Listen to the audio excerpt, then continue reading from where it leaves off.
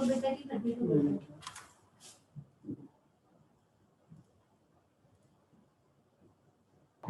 very good evening and warm welcome to this webinar series on New Education Policy 2020, Decoding New Education Policy. And this is first of the webinar in that particular series.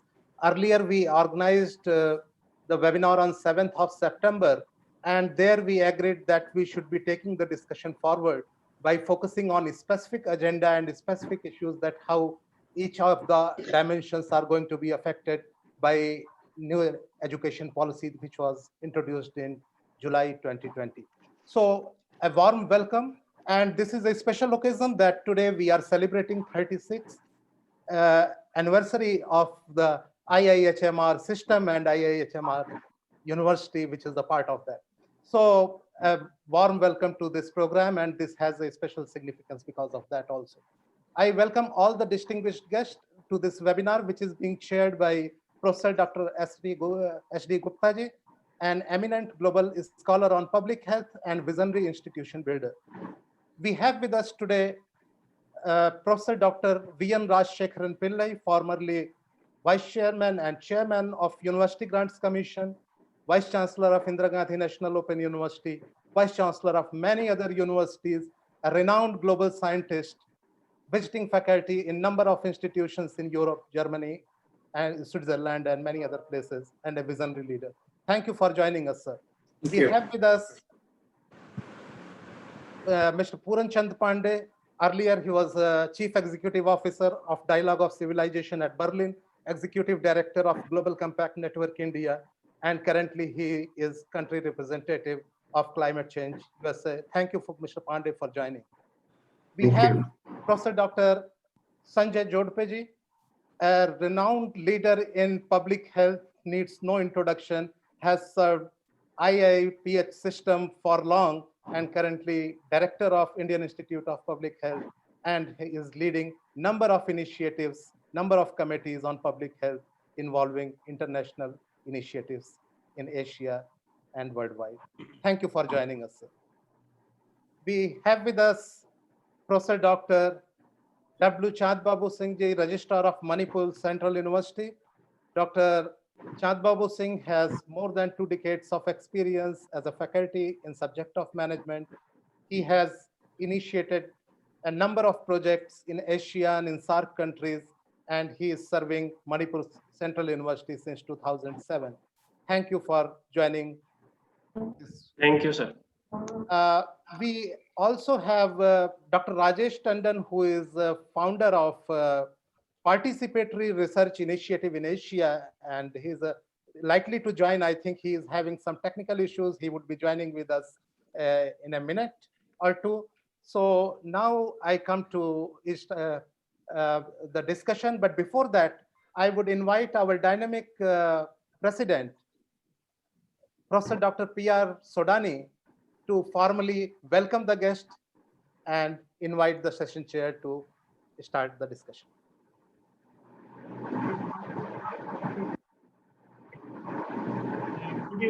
Dear friends, colleagues, Honorable Dr. S. Gupta, Chairperson of IIHMR University, distinguished guests, speakers, panelists, and it's a great moment for me to welcome on behalf of IIHMR University. It's a great honor for me to join this webinar on such an important and emerging issue in the country. As we all know that the government of India has come up with a new education policy, which have so many intentions to cover in the coming years. And we as an academician in the country had a great role in the intentions of new education policy.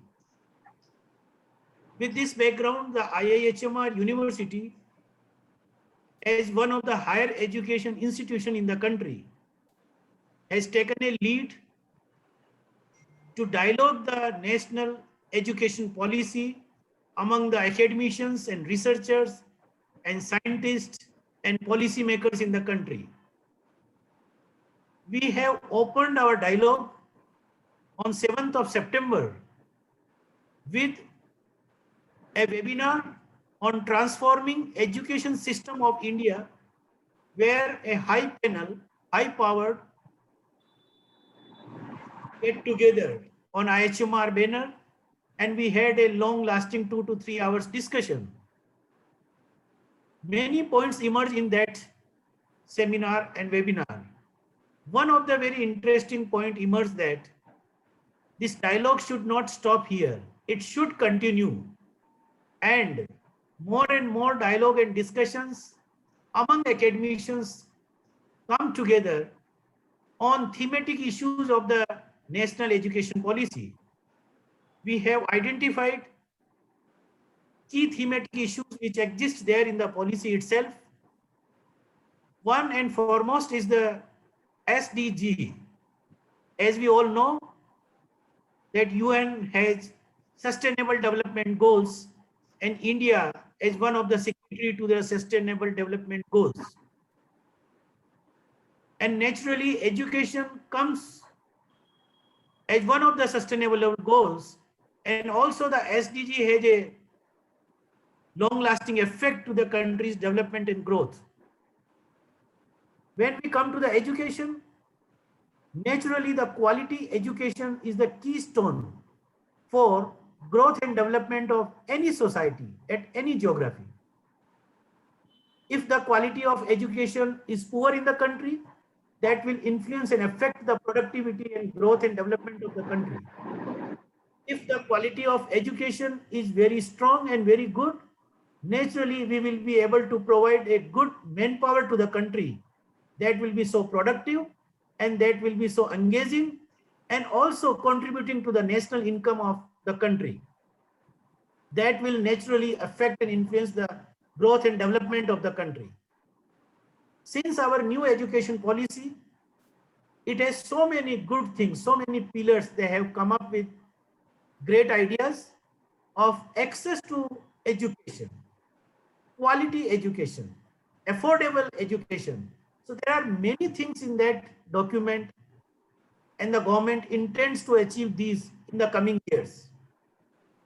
As our panelists have a long experience, rich experience in the education and academic industry, I have a great support from the academicians on this webinar that they will guide us. They will also guide the country that how the national education policy will be able to achieve the SDGs. We can create a good India. We can create a new India by this education policy. And there are a number of other thematic issues which we will cover in the coming days, like multidisciplinary approach, internationalization, exit or entry system, credit bank to the student. So there are many issues in that policy.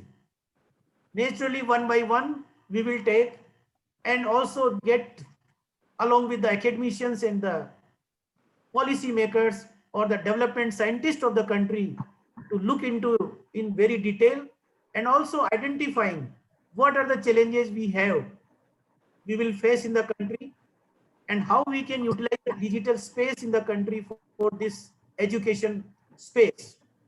Once again, I would like to welcome all the panelists, all the speakers who agreed to join us on IIHMR University's webinar series. Once again, thank you so much and welcome to you, sir.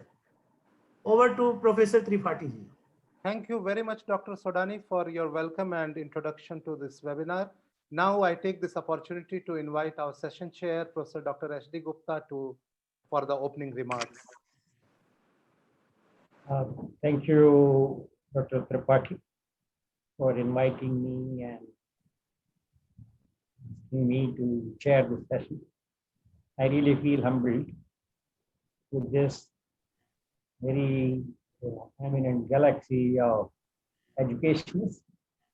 I come from a medical background, more than education in that sector. But this is something that we like to take it further. Before I start, I'd like to welcome all our eminent panelists, Dr. Pillai, Dr. Singh, Dr. Tandon. Dr. Tandon, welcome after a long time seeing your face. And Dr. Pandi and Dr. Arun, Dr. Jodhpur. Very happy to have you on this panel. Am I audible? Yes, sir. So, so in 2015, and before that, we had Millennium Development Goals. We have unfinished agenda of Millennium Development. In 2015, the United Nations came with Sustainable Development Goals. Most of these goals are to be achieved by 2030. There are 17 goals, and that relate to poverty, hunger, health, education, water and sanitation, climate, and many others. So the 17, which even talks about the life underwater, life over land, and also talks about partnership, global partnership, and how to achieve goals. So among these sustainable development goals, the first four are very important. Eliminating poverty, eliminating hunger, and then health and well-being. And the fourth is education. So ensuring quality, ensuring inclusive and equitable quality education and promote lifelong learning. This is what the Sustainable Development Goal that relates directly to our new national education. This education policy 2020 is in fact truly transformative. We all are aware about our education system and kind of quality, right from primary level to higher education institutions. We every year we see a report called SDGs.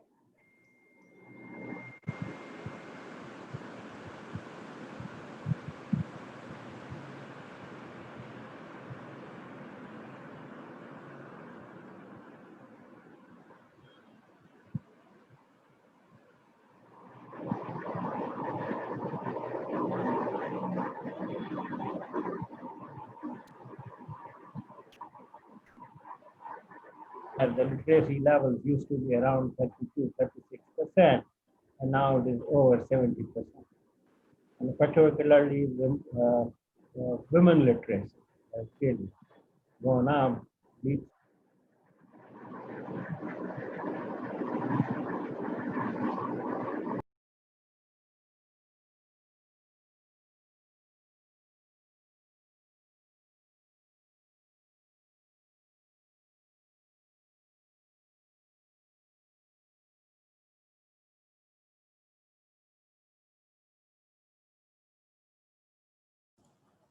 SD sir, please unmute.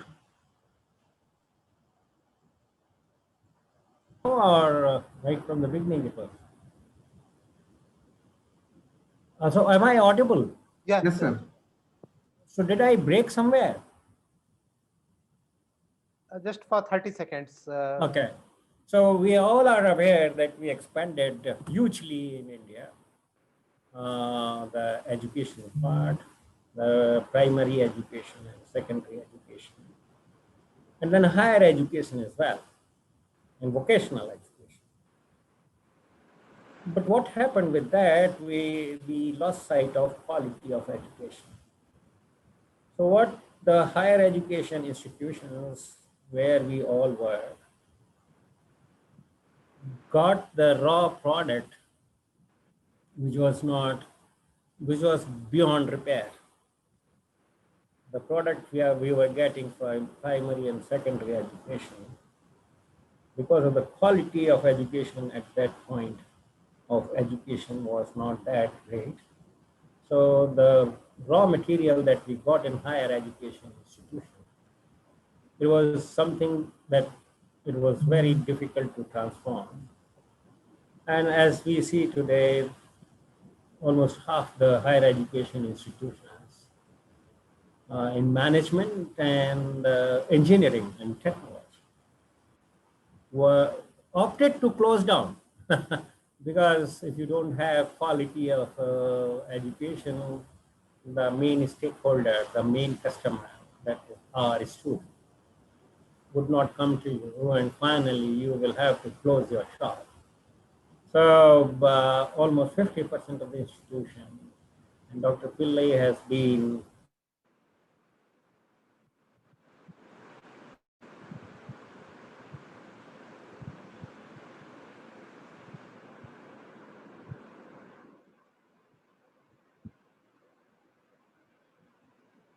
aligned with the SDG4, that is ensure inclusive and equitable quality education and opportunities for lifelong learning. So there is something, and this policy is really transformative as I understand. Particularly, it gives you a free hand in higher education institutions and gives autonomy to really refine, define, redesign curriculum, which helps people to grow, but help to develop skills among people that are required to face 21st century challenges. So that way, and the straight jacket system that we had once you are in medical, so if you take biology, then you are not selected in medical colleges, then you are left to the destiny, no other option.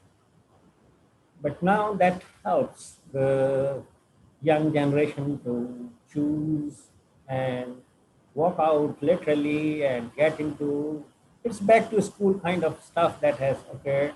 This credit banking is very important, that has occurred. Focus on creativity and transformation. Now, this at least has been expressed in policy very explicitly. So this alignment with the Sustainable Development Goal, as I analyzed the policy, and when the policy talks about global citizenship and partnership, I think this is one of the important sustainable development goals that we need to prepare our young generation to be global citizens. So I believe this new education policy, and we have a great role, we all have a great role to really develop an implementation design of this policy and align it to the needs of the time, especially 21st century at large, and align it to sustainable development goals, those 10 goals and goes SDG4. And I see a really great fit between the education policy of India and the UN Sustainable Development Goal 4. So I think it's a big opportunity for us. There's a global agenda for quality education, ensuring access, equitable distribution of education with a focus on quality education, lifelong learning. And here, the higher education institution has a great role to play. So I see a great future and transformation in the Indian system of education. There may be many critics, but I'm an optimist, and I believe that things can be changed. It cannot be allowed to remain the same as it was, and saying there's nothing can be done, it is a defeatist idea. So with this, I'll I'll close here and welcome all the eminent, very eminent panelists who have huge experience in the education system. They have been at the policy level. They have been part of quality education in designing quality education. And many have been advisor to the government in different capacities. I'm sure this webinar will be very, very useful for all the participants and for all of us to develop idea, and someone somewhere sometime should look at the alignment of this education policy with the sustainable development goal number 4. That analysis must go on. So thank you very much, and let me welcome you all once again, all participants and eminent panelists in this webinar. Thank you very much, Professor Gupta. And yes, as you mentioned, we all are set on the transformation lever through this policy, and it goes beyond SDG4 on quality education, and it touches all the SDGs as the major responsibility we have, the preparation of the next generation who can contribute to the development, and higher education has a role in that. Thank you so much for your opening remarks. Professor Dr. Rajesh Tandon ji has also joined us, and Professor Dr. Rajesh Tandon is founder of Participatory Research Institute of Asia. He brings a great innovation in research methodology that how involving community to create the knowledge which can be used in the context. And he is also UNESCO Chair, Co-chair for community-based research and social responsibility of higher education since 2012. I welcome you, Dr. Tandon. Dr. Tandon, welcome. Thank you. Thank you very much. You remember we have worked together with IIHMR? Yes, I was listening to you very carefully. Long time back. Yes, but, Dr. but, Gupta. but no see for quite some time. Yes, time to work together again. Yes, yes. And Dr. Tandon, I would like to start the discussion with you. Okay. You have been involved in the community research and in participatory research, and you have been the UNESCO chair. So when it comes to sustainable development goals, you are also aware of how our higher education system is at large. So what do you think that what this policy frameworks, what one or two areas important for us to address if we really want to make our higher education to contribute towards the accomplishment of sustainable development goals? Thank you very much, Dr. Tripathi. I can see Professor Rajashekar. Namaste. We worked together when he was the Vice Chancellor of IGNU. And in 2008, we developed the first master's program in that partnership. How are you, Professor Pillai? Keeping well? Thank you very much. I was remembering you when I came. Thank you very much. Yes, great to see you. And we must reconnect. I know you've shifted to Chennai, Sure. and I can see Puran Pandey here. Good evening, Puran. We also work together. And my good wishes to all of you, Professor from Manipal.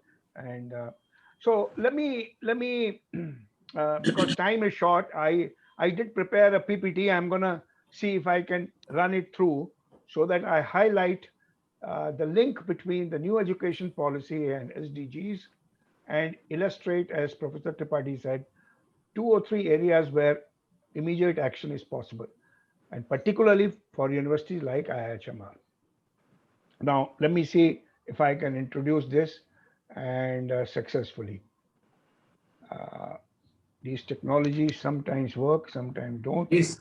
Oh, yes, you are there. Now, can you see this? Yes. Is the PPT visible to you? Yes. Okay. Let me, it also contains what I call propaganda material, like links to books and references. So I'll leave it with participants because, propaganda is also important these days. So let me move on. This Dr. Bud Hall and I are UNESCO Co-chair on community-based research and social responsibility in higher education. And in the last 8 years, we have worked with several national and global mechanisms on linking SDGs to higher education. The first institution, the first network of higher education which began to engage in SDG was the Association of Commonwealth Universities in 2013, 2 years even before the SDGs were signed. And subsequently, International Association of Higher Education, European Association of Higher Education, and more recently, our own association, Indian Universities, has been engaging with this. So let me move on. Sustainable Development Goals, though there are 17 of them, and SDG4 is on quality education. SDG3 is on health, SDG5 is on gender, and SDG1 on poverty, SDG2 on hunger. Now you just take these 5, don't even go to anything else. And we realize very quickly that any of these cannot be addressed independently. You all are experts in IIHMR on health. Now, can you imagine improving the health of our people, mothers, maternal, pregnant women, newly born, without focusing on nutrition, without focusing on water, without focusing on a variety of these? And the main reason why infant mortality rate and maternal mortality rate continues to be so problematic in a country like ours is primarily because the status of women is so poor. So all these 5, even before we go to any other, are interlinked. So let us look at SDG4 as providing a kind of education which prepares the next generation, as was mentioned by session chair, Dr. Gupta, prepare the next generation. We have already completed 5 years of the 15-year. 2030 is not too far. And then during the last 9 months, we have been hit by this pandemic, not just us, worldwide. If the pandemic has taught us any lessons, there are 2. This was a health pandemic, and colleagues in IIHMR know this better, how poor and how weak our health infrastructure was in parts, not just in rural areas, but also in urban areas. Yeah. Can you think of a chief minister of Delhi saying, we will only admit residents of Delhi in our hospitals, not those who happen to hang around in Delhi during lockdown? It shows the nervousness about the health infrastructure. In NCR, forget Madhubani, or forget Banswara or any of those places. So this is one. The second thing that it did, it demonstrated that only local action by local communities and local leaders made any impact, because the rest of us were sitting in our homes issuing English language advisories which nobody could understand or follow during the first 8 to 10 weeks of the lockdown. So we learned the importance of local action. Even prevention, hygiene, use of water, and local food was reinforced by the pandemic. So going forward, what does this say about SDGs? In my view, SDGs can only be implemented locally. The SDG for Rajasthan, the water issue for Rajasthan, the nutrition issue for Rajasthan, in fact, I would say for the desert region of Rajasthan is different from the other region of Rajasthan. And it is the cumulative effect of locally achieving SDGs that nation as a whole or world as a whole can achieve SDGs. And the important thing to remember is that unlike its predecessors, MDGs, SDGs apply to all the 190 countries of the world. They apply as much to United States and Switzerland as to India and Nigeria. So how can higher education contribute? Well, very simply, start from what you are teaching. I went to an engineering college in January. Some of you know my first degree is electronics engineering from IIT Kanpur. I went to engineering college in January giving a talk, and I asked the dean of the college, and I said, what are you teaching your civil engineering student these days? And he said, same thing as you were teaching, you were learning this, that. And I asked him, what about new guidelines for the use of material in construction in light of the climate change? He said, no, the curriculum has, how long it takes to change the curriculum. There you look, that don't go very far. If 5 years from now, those engineers will come out without understanding the implication of climate change on the design of civil engineering projects, we are done. No change will happen. So start with your curriculum. Please modify your curriculum. Please make it multidisciplinary. All of you know in IIHMR that health problems cannot be addressed only by doctors. If they could, we would all be healthy by now. So your curriculum, as I know, IIHMR curriculum is more inclusive, but many medical colleges don't teach. 6-7 years ago, we came across a situation where we were discussing occupational health, and we realized that in medical education, you get 2 hours in the whole 5 years on occupational health. Now, how would you understand hazards that construction workers or chemical workers or brick kiln workers or face? If you don't teach environmental health and you don't understand pollution in the river water, then how would a doctor be able to diagnose? So make your curriculum integrated. And second thing is, let me see where to go. Second thing in this is also to get your students to study in an engaged manner in local communities. I am sure medical students or health students do it a bit more, but you can't sit in a classroom or at home nowadays on online and understand the reality around you. How will you contribute to bringing new knowledge solutions to SDGs locally if your learning does not take you locally interact? So change the curriculum and interact locally.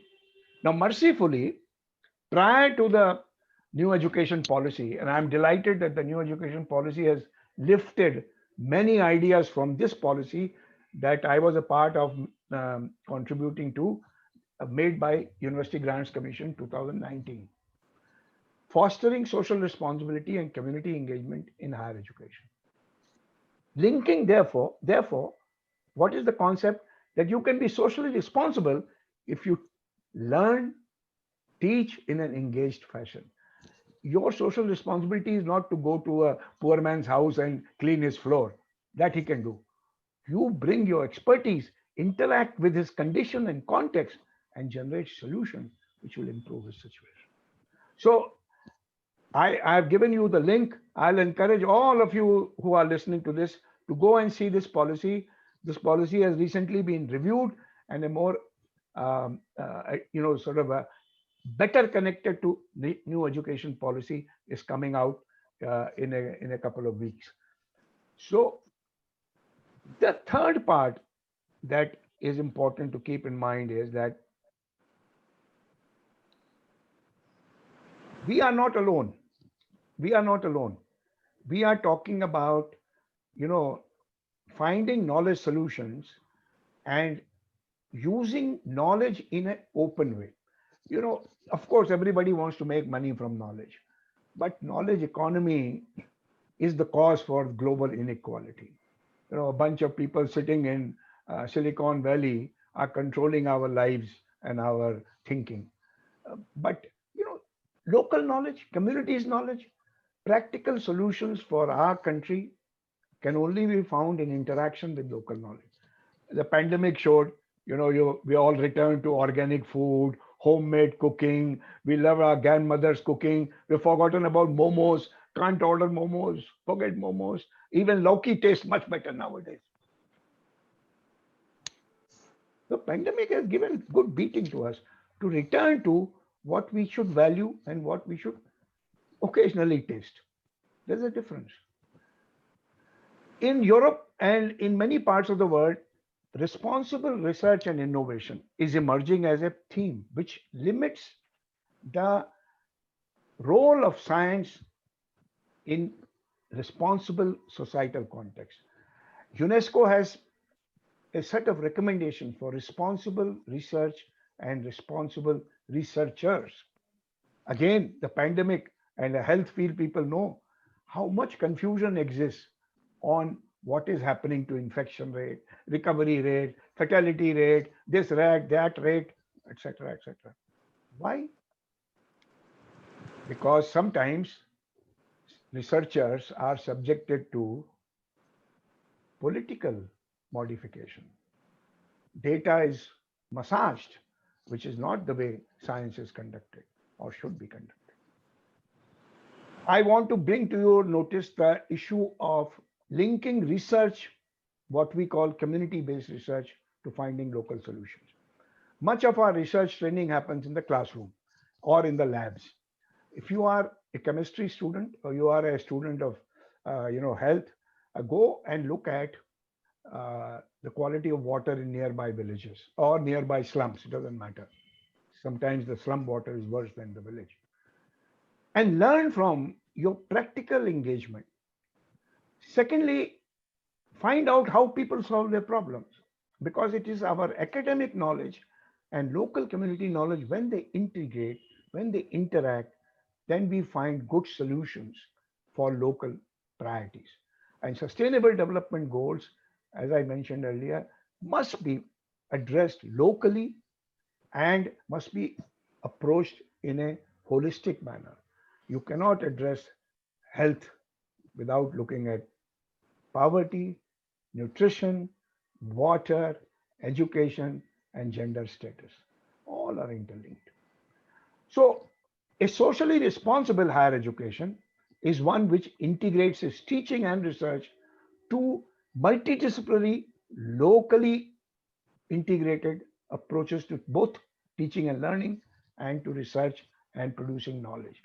I can assure you that the next generation of our students will become true professionals if they learn in an integrated fashion, if the disciplinary boundaries which are imposed by our discipline gatekeepers are allowed to be breached, so that you can bring perspectives from various disciplines to bear in understanding a simple problem like maternal health. Final point that I want to make to you is I've made some slides on how to reorient higher education. I've made some slides on how to undertake research, but I want to make a final point. And this has to do with the purpose of higher education. IIHMR for me represents the seriousness of that purpose. There are many institutions in the country which do.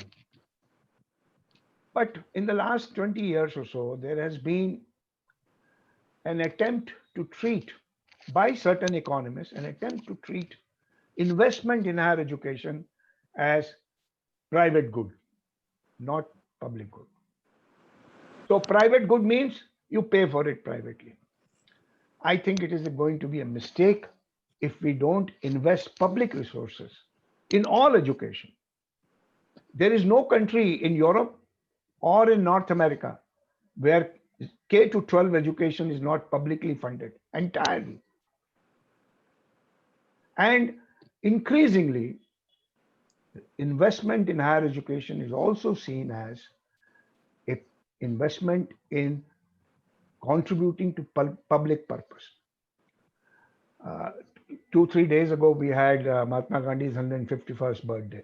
Last year, we convened an international colloquium on his 150th birthday. And Mahatma Gandhi made a very important point. He was not a scholar of higher education. He was actually a practitioner of Nai Taaleem. But about higher education, he said two things which I find very appropriate to our context. One, he said, integrate educating the body, heart, and the mind. Don't separate. I met a scientist, a mathematician, a few years ago, who became a founding vice chancellor of an engineering college. And he said he introduced only 3 courses: maths, gymnasium, and music. Music for the heart, gymnasium for the body, maths for the mind. He said other things don't matter. If you can integrate these 3, your learning process improves and you become, as Dr. Gupta was saying, a global citizen. A global citizen is always rooted on the ground and learning from around the world. Mahatma Gandhi was emphatic about integrating the heart, the mind, and the body. And I think in our higher education, we have forgotten about heart and body. We just focus on the mind. So come back to that, because SDGs will require passionate engagement, not just a sort of a dry research or dry contribution. Thank you very much. I look forward to some conversation later on. Thank you. Thank you very much, Professor Dr. Tandon. And as you mentioned that interdependence of the goal is most important, that we must look into. It's not in isolation, rather we have to look into totality. And for this, localization would be very, very much required. And for this, higher educations need to act with speed, whether it is in the content change, curriculum change, or bringing the new pedagogy in a more responsible manner. Thank you so much for your wonderful thoughts. And now I come to Professor Dr. V.N. Rajshekharan Pillaiji. Sir, you have been with higher education in India for more than 4 decades, nearly 5 decades. And based on your experience, how you think that what would be your suggestion, how national education policy, how our higher education institution in view of the new national education policy should act to incorporate, to mainstream sustainable development goals spirit, so that we can achieve and make progress towards the goal achievement. Thank you very much, Professor Tripathi. Let me first of all wish IIHMR the very best on its 36th Foundation Day. I also take this opportunity to congratulate and appreciate the efforts taken by the university in organizing a series of talks on national education policy. I attended the last meeting which you organized. I think Vice Chairman of UGC and Pankaj, and also AU Secretary General was also there in that meeting. Professor P.R. Sodani, President of IIHMR, Professor S.D. Gupta, Professor Tandon, Dr. Tandon, who has been a very close friend of mine. We were together for 5 years together in when I was in Indira Gandhi National Open University. Professor Dr. Pandey, of course, we met in Delhi several times. Then Professor Chandrababu Singh from Manipal, other distinguished panelists, participants of this webinar. First of all, let me probably continue with Professor Dr. Tandon.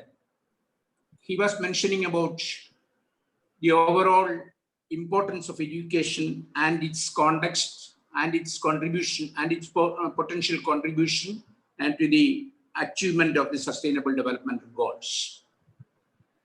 When it comes to education, we used to say that education is for enhancing the quality of life and life management systems. When we say life, it is not just the livelihood of the mankind, life in its entirety, life of the universe, life of the people and planet. All these things are covered when it comes to life. We cannot have an independent, any species in the world, in this universe, cannot have an independent life. They are all interconnected. We see the effect of a virus on all of us, how we are all changing ourselves. So that shows the interdependence. So education is for enhancing the quality of life and life management systems. And let us look at how the new National Education Policy, NEP 2020, can achieve this SDGs. And of course, we are concentrating mainly on Sdg4, which is connected with all other SDGs not in a way, in several ways. So all the 17 interlinked goals have a common base when it comes to education. If you just look at societies all over the world now or earlier, or even maybe historic times, if we just look at societies, any society which has focused on education and basic health, basic education and basic health, that society has come up in a very significant way. They will empower themselves.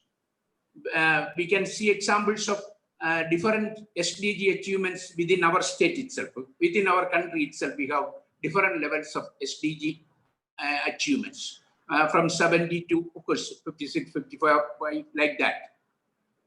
So it is very important that we understand the context of the knowledge and skills. The purpose of education is to provide knowledge and skills. And this knowledge and skills are for enhancing the quality of life I mentioned. And if we have the knowledge and skills as a result of good education, as a result of meaningful education, if we have the knowledge and skills, we should apply this knowledge and skills to the society.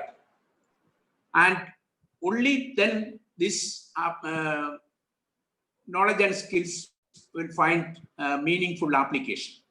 And therefore, if we want to apply this knowledge and skills which is imparted as part of all these educational processes, we should understand the context of the society. The context of the society changes from time to time. It changes from place to place. It is very dynamic in nature. The context of higher education, when I entered as a teacher in 1971 in a university in Kerala, and the context of higher education in 2021 after 49, 50 years is different. The context of education, whether it be school education or higher education, it will be different in different contexts. You cannot have a single rule for applying the educational endeavors to the upliftment of the society. But one thing is clear, that knowledge and skills are very important, and it is only the text of education. Text, meaning textbook. And this text of knowledge and skills need to be imparted to the society. And if you want to apply this knowledge and skills to the society, you should understand the context of the society. The context is very dynamic in nature. I mentioned time and place. Not only time and place, the culture, the belief systems, in sociological underpinnings. All these things are very important in defining the context of knowledge and skills. So it is not just the imparting of knowledge or receiving of knowledge or skills that's important. It is assimilating the knowledge or applying the knowledge, understanding the beneficiary, understanding the context. That text-context correlation is nothing but the social relevance of education. And the National Education Policy mentions some of these things. Dr. Tandon also mentioned about the compulsory community engagement and undertaking research partnership with the local community and all that. All these things are mentioned. So, of course, the day when this new education policy was announced, I was with Dr. Kasturi Rangan for some other work. When it was announced, we had an immediate meeting also. So, it contains a lot of forward-looking ideas. It's a policy. It's a policy, and of course, we have to think about how it is going to be implemented. If you just look at the Kothari Commission reports, in the first sentence itself, all these things which are mentioned, the philosophical things which are mentioned, it is mentioned in Kothari Commission report in the very beginning, first sentence itself. Here also you will see that world-class education, getting world-class education, looking at the knowledge empowerment, looking at higher education and all these things. So then we have to just look at empowering the society. Ultimately, the overall purpose of education is to empower the society. The society should also know about their entitlements. It's very important. For example, what is my entitlement in education, in law, in my physical surroundings? What is my entitlement as a citizen? What is the entitlement? So the citizens should be empowered. Maybe definitely we have to just look at the citizen-centric education. When Dr. Tandon was mentioning, he was mentioning about the relation between science and society, science or people's science. These are all big movements which are happening, and these are all happening as part of major higher education and research establishments also. Probably they start foundations and all that. So it is very important that our universities and our education institutions also look at some of these major things. So the major thrust of the policy when it comes to education as a whole in this particular document is looking at holistic education, looking at higher education. Of course, you have also focused this particular discussion. What is the role of the higher education institutions? What is the role of the higher education institutions in achieving this particular sustainable development goals? Definitely, higher education institutions, teacher education, science education, humanities, social sciences, research, engineering education, law, all these disciplines in higher education have a great role in ensuring that by 2030 we achieve the sustainable development goal, this particular goal as well as the other interlinked goals. So when it comes to universities, for example, higher education, we have been telling about the universities, bringing the universities to some sort of a normal level, in putting them all of them together on the same platform and all that. We have now 50,000 colleges and 900 universities in the country. And of course, when it higher gross enrollment ratio we have to enhance, and we have seen that gross enrollment ratio has increased. When I started as a young lecturer or assistant professor in 1971, the gross enrollment ratio, we used to, every 5 years, we used to conduct seminars about the gross enrollment ratio in teachers associations and university meetings. It was 5.2 only at that time, 5.2 when I joined us in 1971. Now, of course, we say 20% and all that. But definitely, this gross enrollment ratio is very important. It is definitely going to contribute significantly. We have to enhance the gross enrollment ratio. But we have to just look at not just gross enrollment ratio, but we have to look at the gross success ratio. How many of our students who are entering into the collegiate and university education system, they are meaningfully completing the education and then entering into a meaningful engagement with the society or whatever it may be, employment, whatever it may be. That is really the gross success ratio, not just the degree success, but success in getting meaningful employment. Therefore, we have to connect with community, we have to connect with other areas. So that's very important. And then another major thing which we have been hearing about this particular policy is about the world-class universities, bringing 100 world-class universities. Definitely, world-class universities, you can define it in a number of ways. Internationalization of higher education and world-class universities are two different things. Internationalization is one thing, but creating world-class universities is yet another thing. When it comes to world-class universities, of course, we mentioned about Dr. Asturi Rangan and his team mentioned about the different types of universities. There are the teaching universities which are granting only the degrees.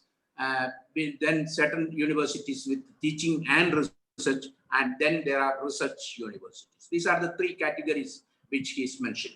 And at the same time, it is also very clearly mentioned that in the policy, it's very clearly mentioned that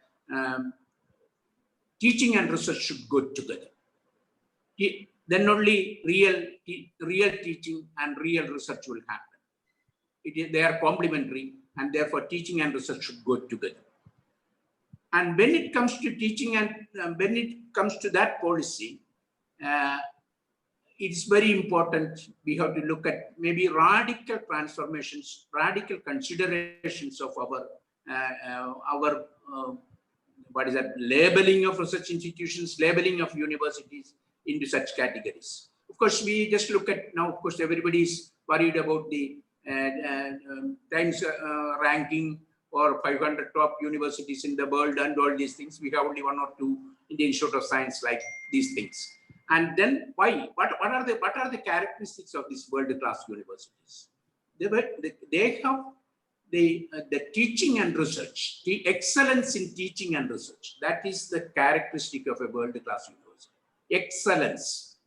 Excellence, uncompromising, sustained excellence, with uncompromising attitudes, maintaining that excellence in teaching and research.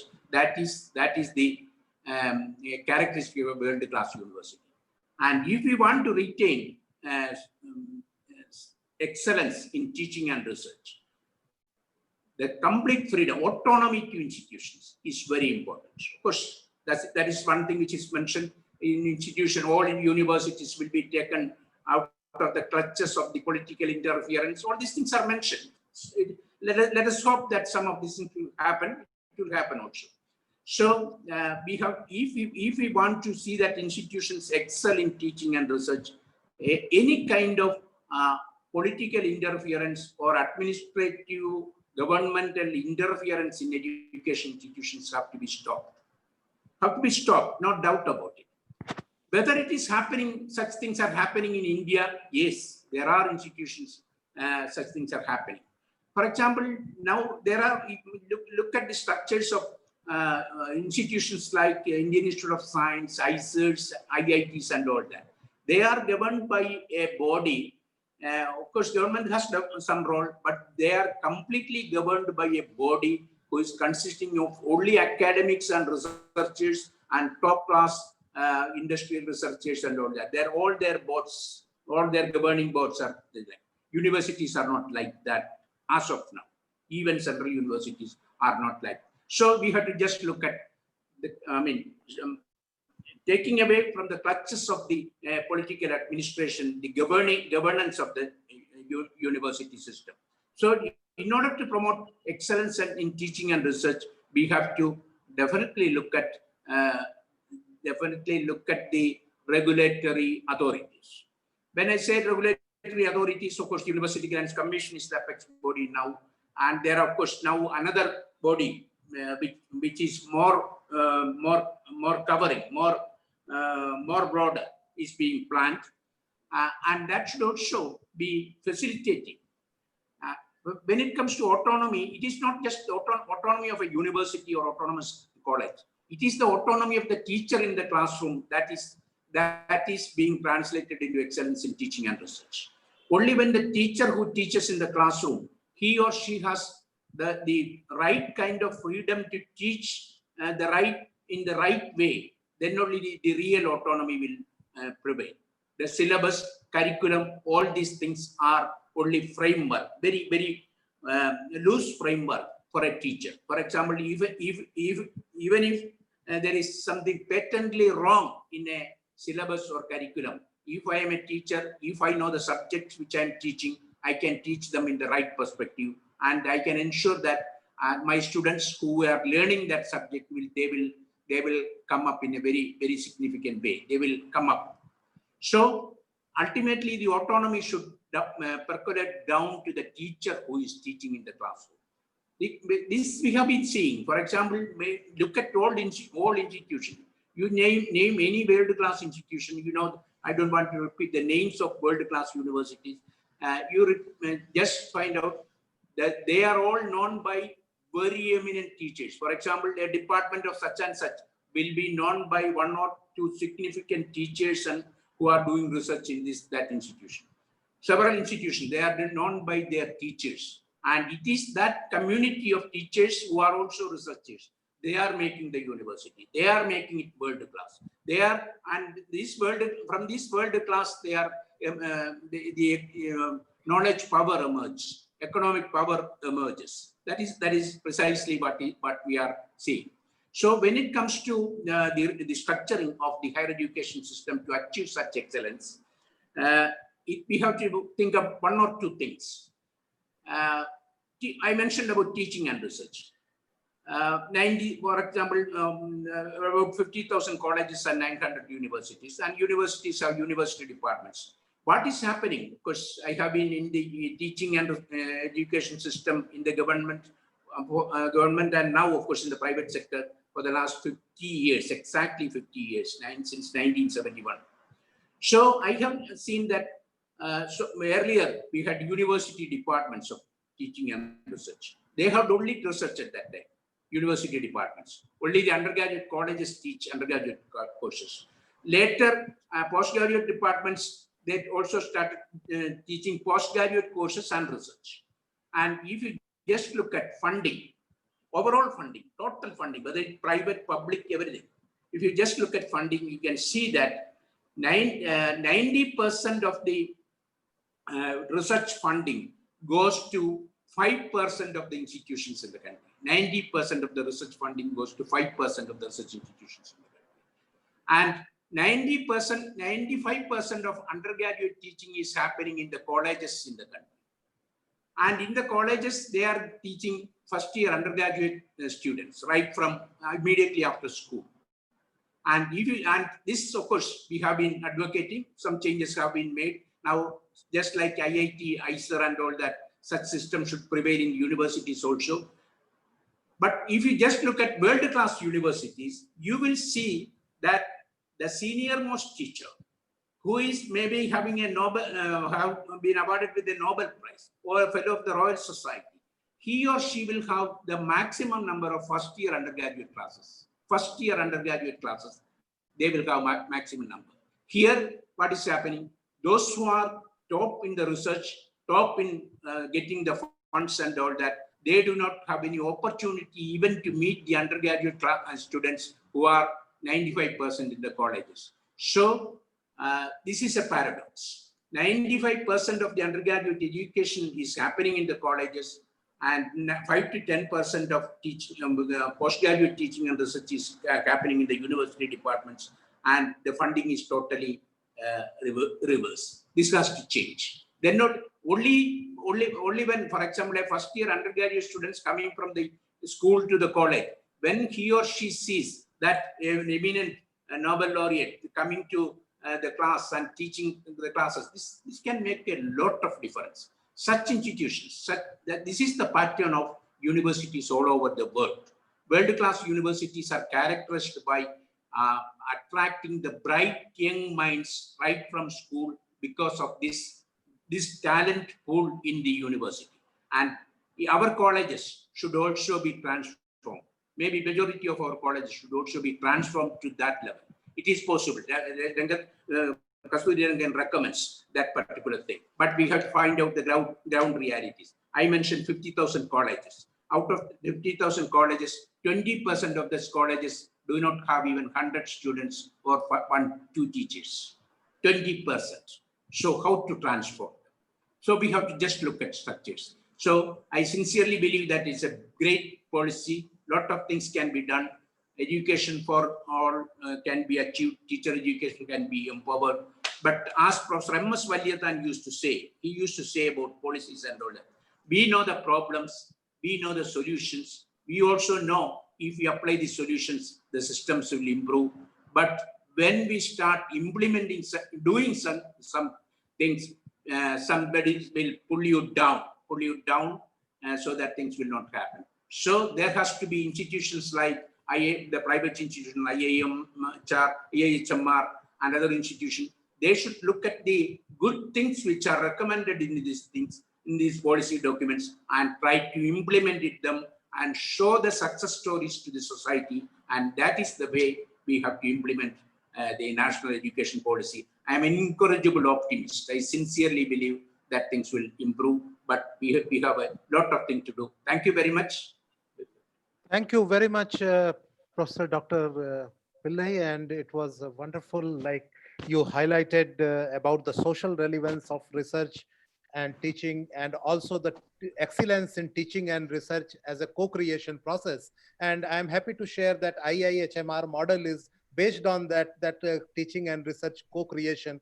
And so as you mentioned, that there is also opportunity for institutions which can innovate and which can build it further and to realize. Thank you so much for your words of wisdom. Now I come to Professor Dr. Sanjay Jodpeji, and you have been in public health education for decades, and I would like to directly come to the point of sustainable development goal, because SDG3 is on good health and well-being, and SDG4 is on quality of education.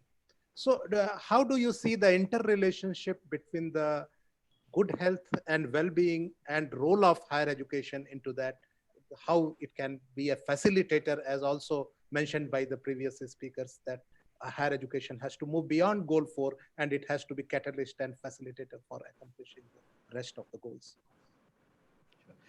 Thank you, Professor Tripathi. And at the outset, let me express my gratitude for inviting me to be part of today's discourse.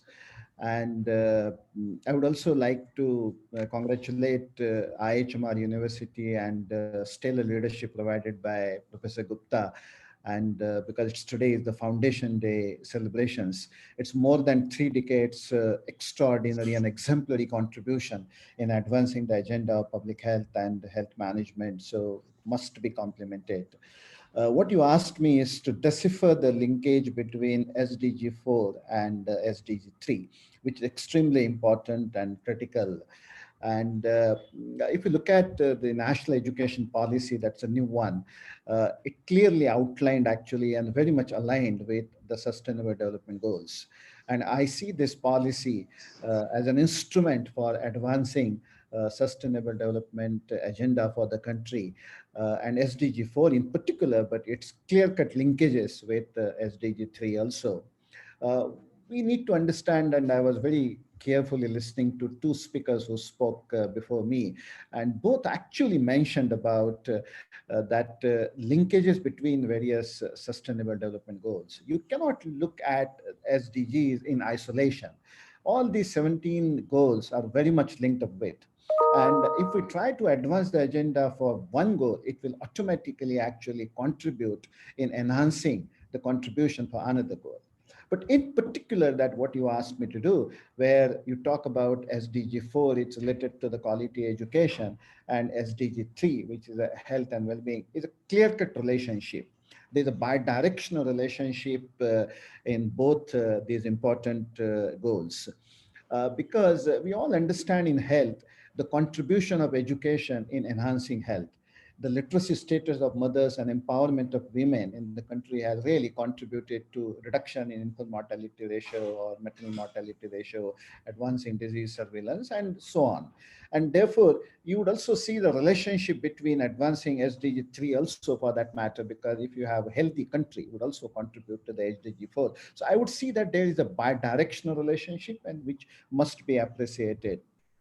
Professor Amartya Sen tells us that with unhealthy and uneducated population, we cannot be a world power. It goes in hand.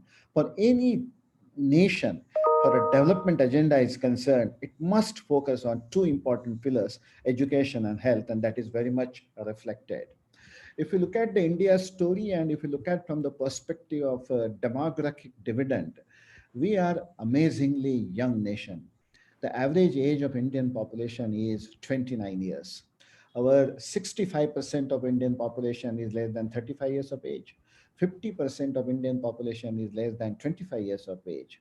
When I say that the average age of Indian population is 29 years, as compared to like Japan, 47 years, Europe, 46 years, China pretty close to 40 years, United States 40 years, and we are 29 years. But if we really wanted to take the advantage of this demographic dividend, we really will have to see how do we actually invest in this young population.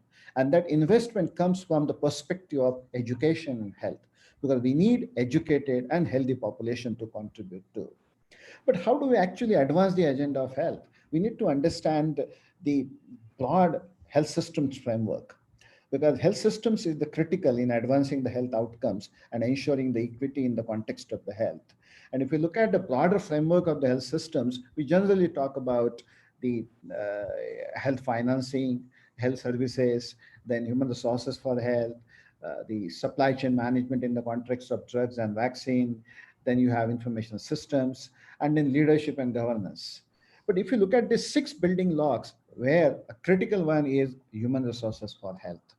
Unless we strategically invest our time and talent and energy in health professional education to create and advance this agenda of human resources for health, we will not have a much more resilient, strong, and vibrant health system. And therefore, human resources for health remains very critical. We need motivated and competent health workforce. And we see health professional education as a tool to create this health, human resources for health. And therefore, the health professional education remains a very integral part of the human resources forest from the perspective of the health systems. But what we need from that advancing the agenda of health professional education in this country is it should have the multidisciplinary perspective.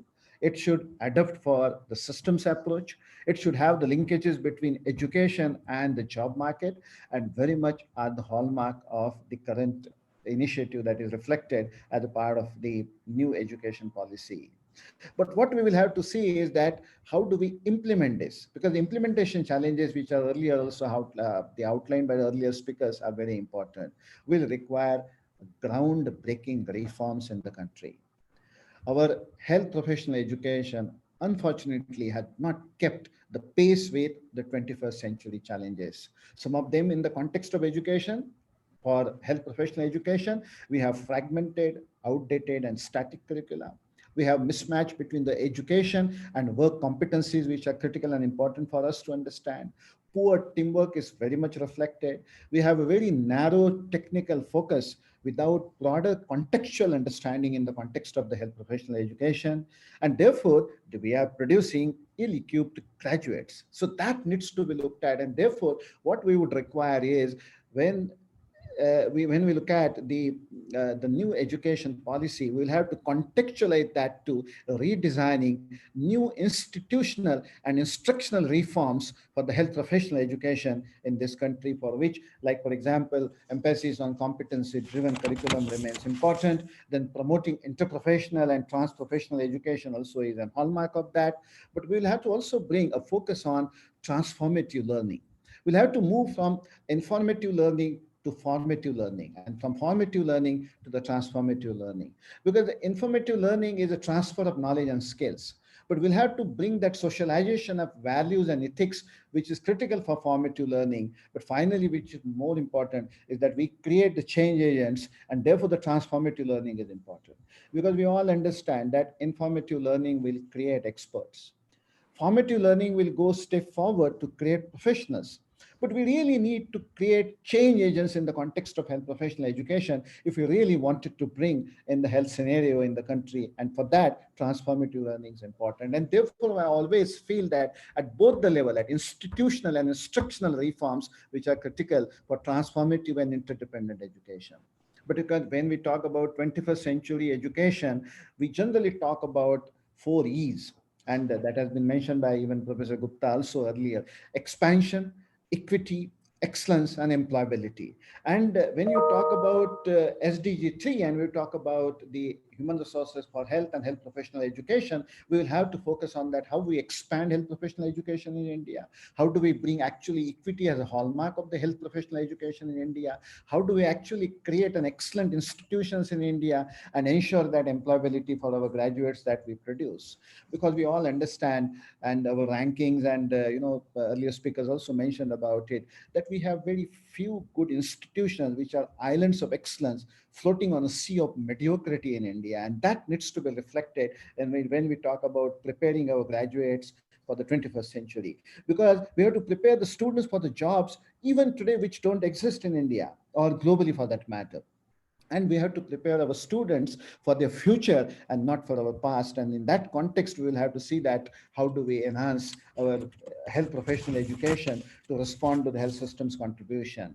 But I believe that this new education policy presents us an opportunity to deal with these issues which are listed. If you look at the principles and fundamental hallmarks that are reflected as a part of the education policy, it is really possible that we can improve upon the quality of our health professional education if we contextualize that to the new education policy. And those in turn would help us to create the competent and motivated health workforce, ultimately leading to the strengthening and creating a resilient health system for the better health outcomes. So these are some thoughts in the context of the health professional education, which will help us to advance the agenda of SDG3 to SDG4. Thank you so much for this opportunity. Thank you very much, Professor Dr. Sanjay. It was a wonderful thought, and particularly for highlighting the bidirectional relation between education and health, which further acts as a foundation to rest of the SDGs. Because if the education and health goes together, and then that the success in these two areas would determine how well we progress in rest of the SDGs, because we are preparing the capacity, we are building the capacity for rest of the SDGs through higher education. And thank you for highlighting the need for reforming the curriculum, which we also had in our previous speakers mentioned, that we need to look into social relevance, and then we have to design, and certainly transformative way of education is the way forward. Thank you so much for your wonderful words of wisdom. Now I will come to Mr. Puran Pandey. Mr. Pandey, you have been with for a long time, you have been with the practice side of sustainability, and you have guided the SDG agenda. I remember you were involved in the Rio +20, and after that at the global level.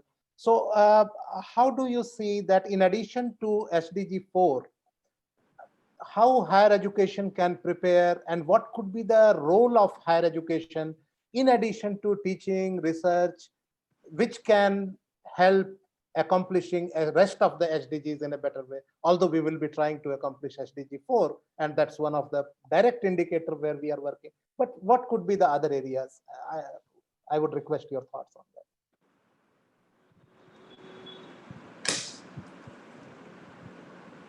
Please unmute your mic.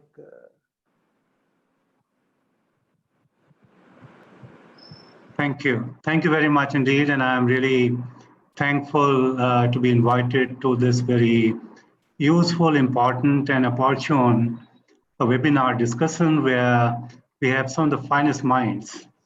And some of the finest minds are those with whom I had an honor to work with. And so I particularly thank you for inviting me to this very, very important webinar. Let me begin by saying that SDG goals are the goals which are 17-fold goals. When everything was happening, there were only 16 goals. It was then Secretary General, His Excellency Ban Ki-moon, who when he got the whole proposal from the high-level political panel on 16 goals, he said, how will you really go on to scale and begin to impact lives on the ground? And this cannot really be done by one person. This cannot be done by one institution. This cannot be done by one individual, wherever he or she is. It will really need alliance, collective action, and coming together of institutions, people, to see to it that how can everybody in a joint and collective manner try and create impact on scale. And therefore, SDG goals from 1 to 17 are very, very critical.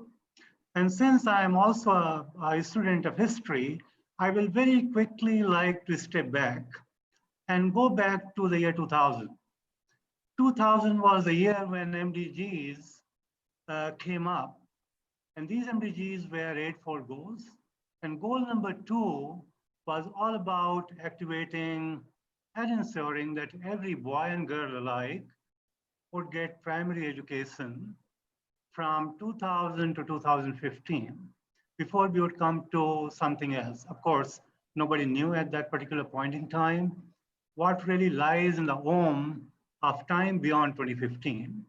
So we had goal number 2, we had the target, and we had 3 very specific metrics, metrics 6, 7, and 8.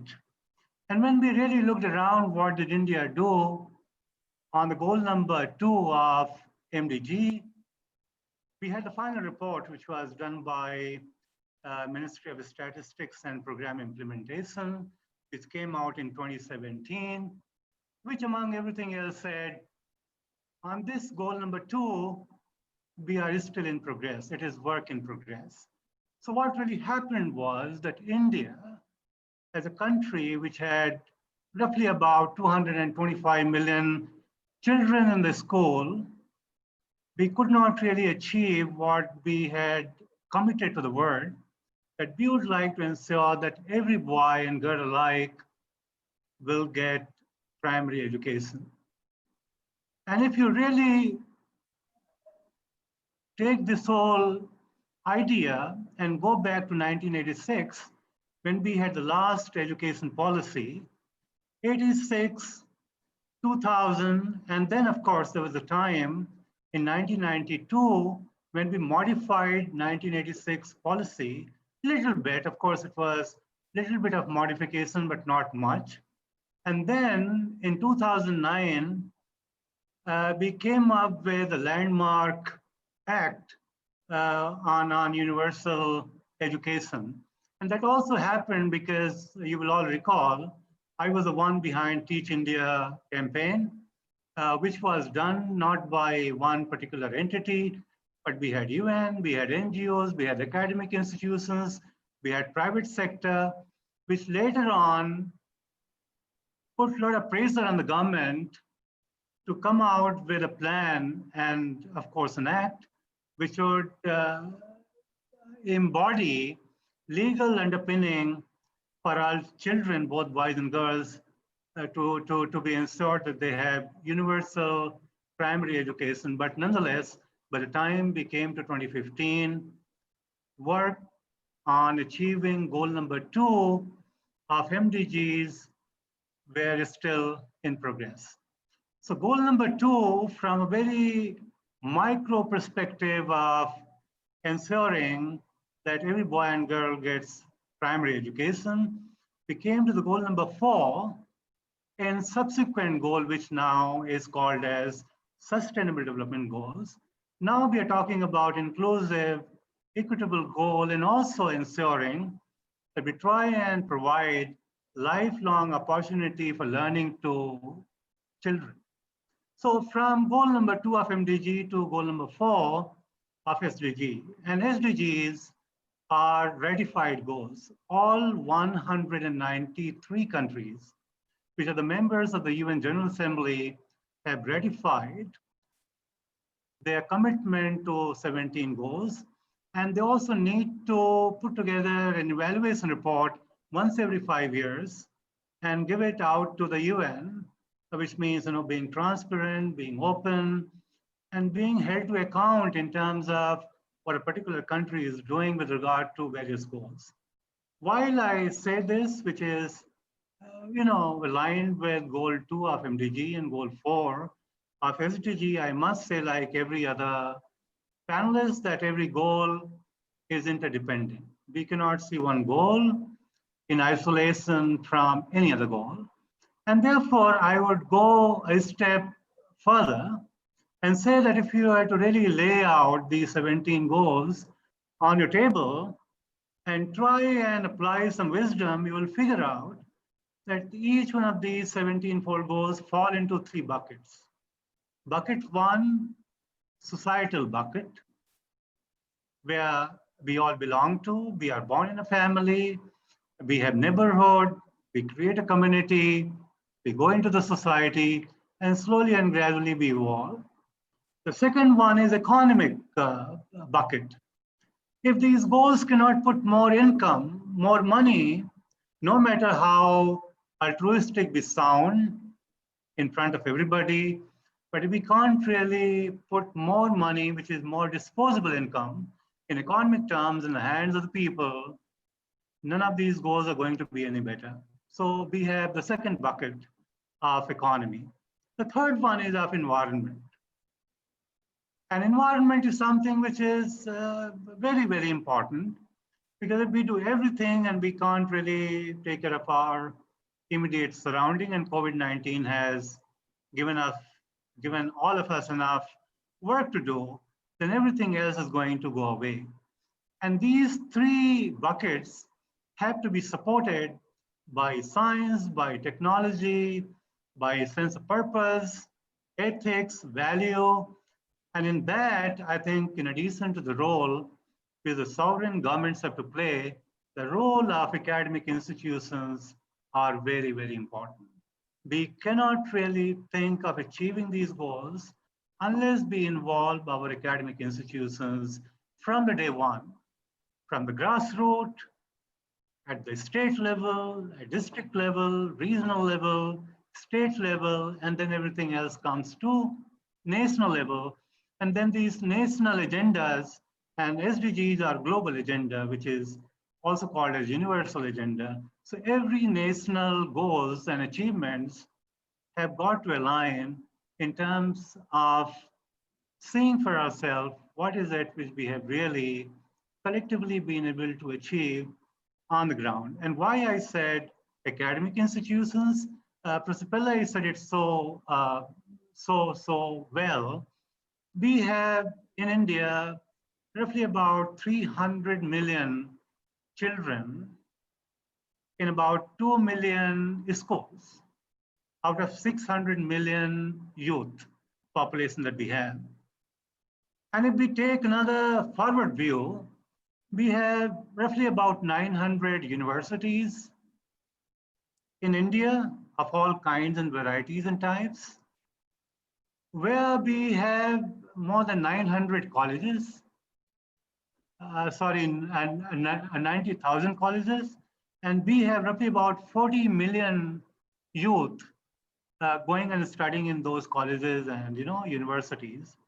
So if we were to look around, we have more than, by and large, 300 million youth, which is under the age of 27, 28, from the age of 6.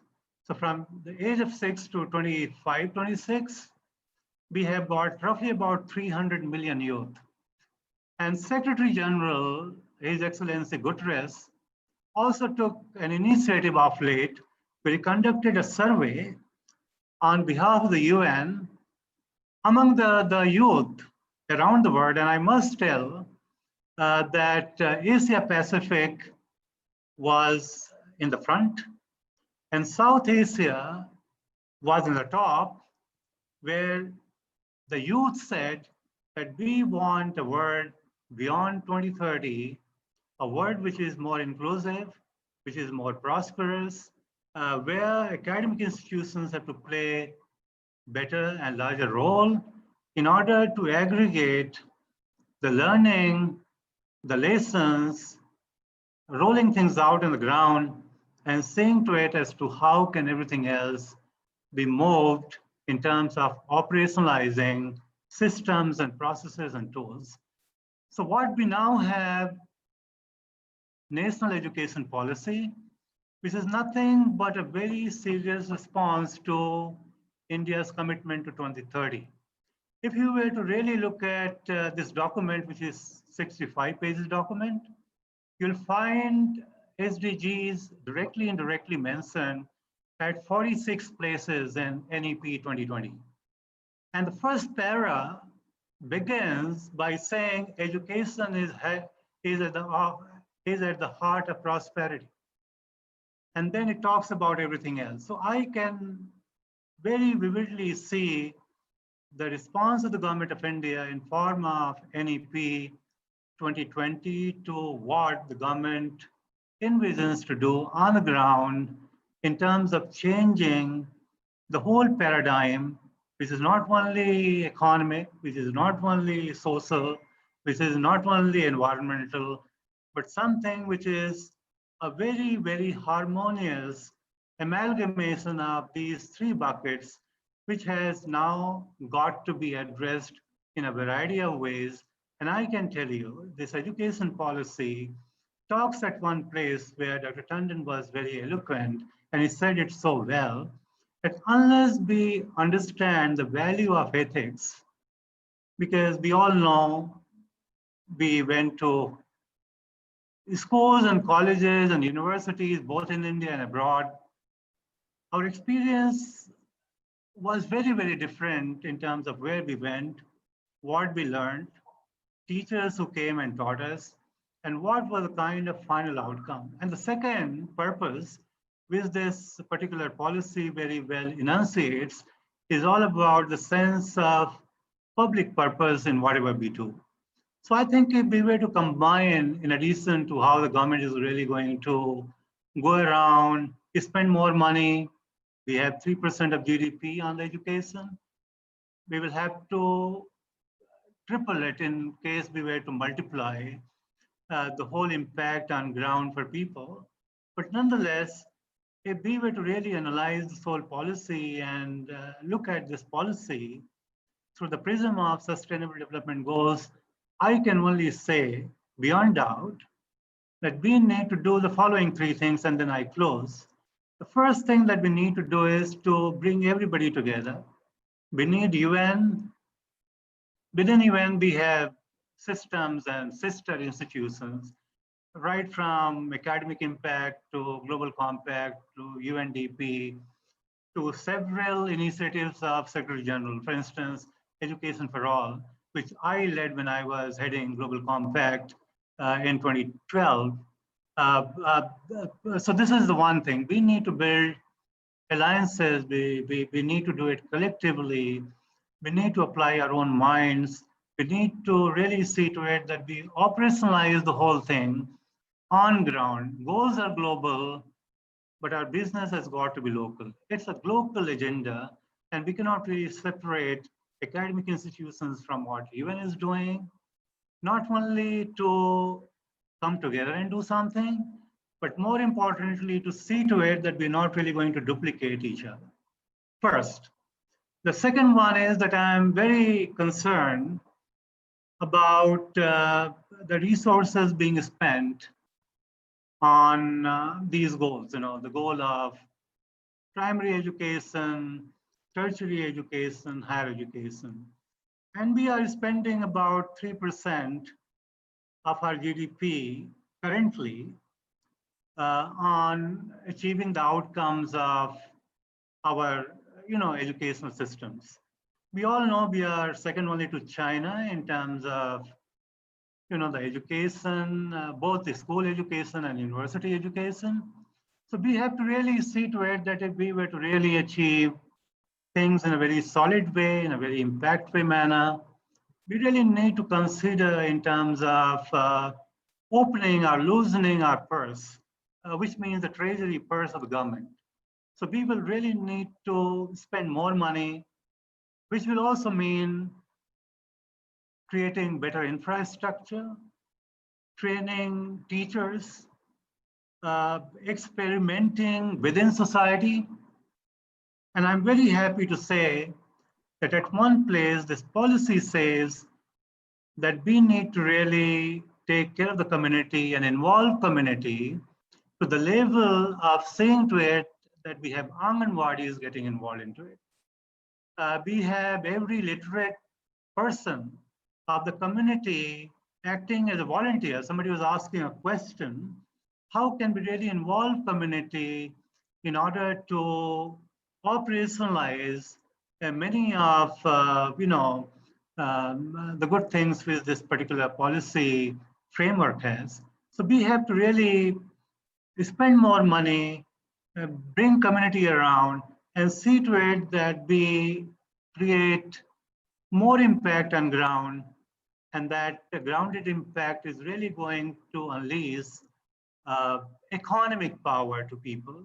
As I said, and I repeat, unless we put more disposable income in the hands of the people by empowering them, and one of the ways to empower people is through education.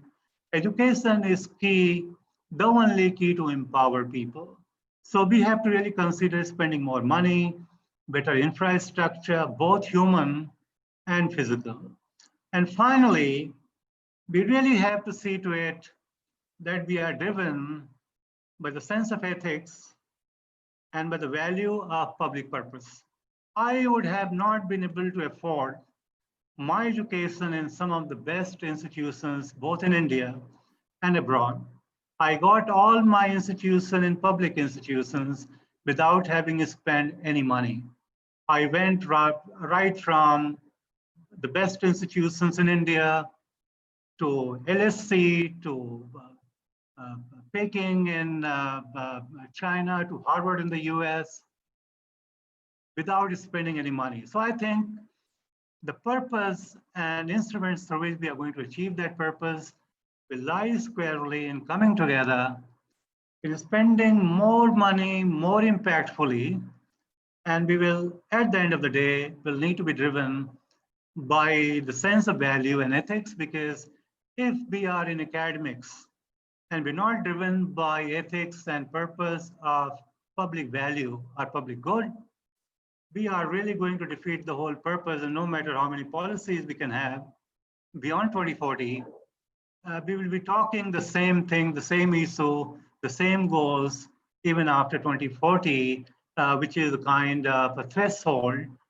for the current NEP 2020, because beyond 2040, we'll really need to do something, because 2030 is an evaluation period. And from 2030 to 2040, we have to ensure that we all transition, both as teachers, both as society, both as students, both as academia, administrator, into a seamless global framework of building value and seeing to it that we do not really leave anybody behind, which is the motto of the Sustainable Development Goals, and which is what the UN has been trying to push very, very hard. And we will really have to see how it all goes. But success of SDG and the SDG4 will depend on how India and Indian institutions eventually go on to achieve what they have set out before them to achieve by 2030. Thank you very much, Mr. Pandey. Starting from the history of MDG and taking beyond the SDG 2030.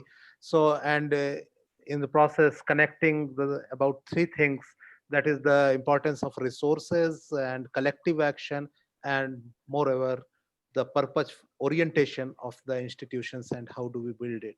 So thank you very much. And one very good thing that we can see that so far emerging, that social relevance of education as well as the importance of implementation, these two factors are emerging constantly in all the presentations. So thank you so much. And now, because we are discussing about implementation on ground, I come to Professor Dr. Chand Babu Singh, who is Registrar of Manipur Central University.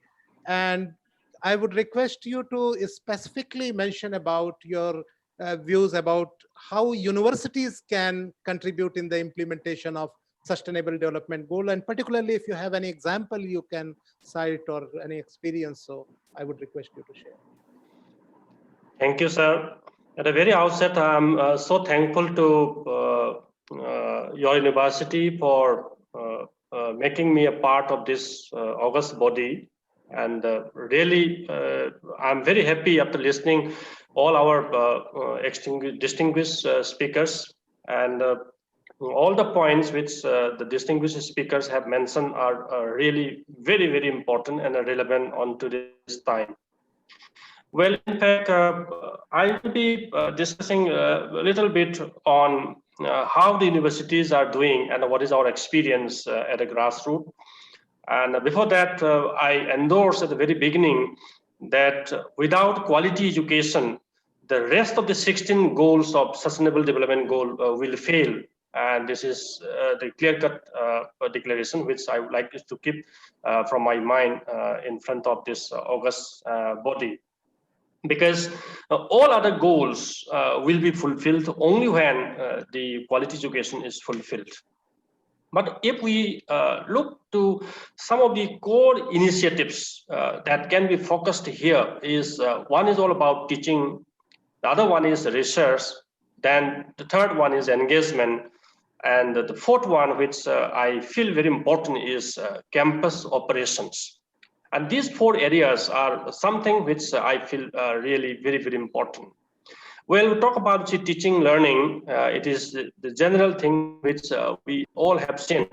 But as for the New Education Policy 2020, the teaching, learning process and this pedagogy, we need to bring a lot of change. And when we study this New Education Policy 2020, the necessity for bringing a change in the teaching, learning process itself is well highlighted, and we feel it very well. In terms of engagement and the campus operations, we can discuss many issues like water conservation, then energy, then biodiversity, then urbanization, the well-being and the sanitization, then counseling and the grooming, various other issues which can be integrated out here that we can identify. If we talk about the campus operations again, all these campus operations are well connected with this engagement perspectives also. And when we see campus operations, we can talk about the contribution to corporate life by the people living in the campus. Campus in the sense that we talk about people who are living as staff and faculty members and their families, and beyond that, all the students residing and connecting to the higher education institutions we can think of. When you talk about the campus operations, another perspective which I think very relevant is something like the administrative role and their contribution in this campus operations in terms of the leadership and of course this capacity development and capacity building. This is again something very relevant. When we say capacity development, we always say only one specific issue like say knowledge and skills. But beyond knowledge and skills, when we say capacity enhancement and capacity development, there are a few other areas which we really need to focus. One is how to bring change in the attitude of the people, in the mindset of the people. The precept of the people associated with the university and even with their stakeholders. That is really say one very important issue which we can address along with the knowledge and the skill. Then the fourth perspective which we can focus on capacity enhancement and the capacity development is the change in the habit of the people, and that is again this is very important. Until and unless the positive attitude becomes a habit, until and unless say, skill building is a habit, then the concept of skill building and the knowledge building and attitude building will not last long. So how can we make it a habit for our own day-to-day living and in our day-to-day life in the universities and the institutions? And these four aspects are very important. Along with these four aspects, another component of capacity building and capacity development is how to enhance the internally generated resources or fund, how to increase fund and how to generate more revenue and more income for the universities and institutions. This is also one of the very important components. How the students and the researchers can bring and the faculty members can bring more money for the welfare of the institution, and that sort of capacity building is also something very important. And for that, the higher education institutions need to increase the gross enrollment ratio. In fact, at present, around 20,000 students pass out this undergraduate degree every year. And out of that, Manipur University can enroll hardly 2,100 students. And where the rest 17,900 people have gone.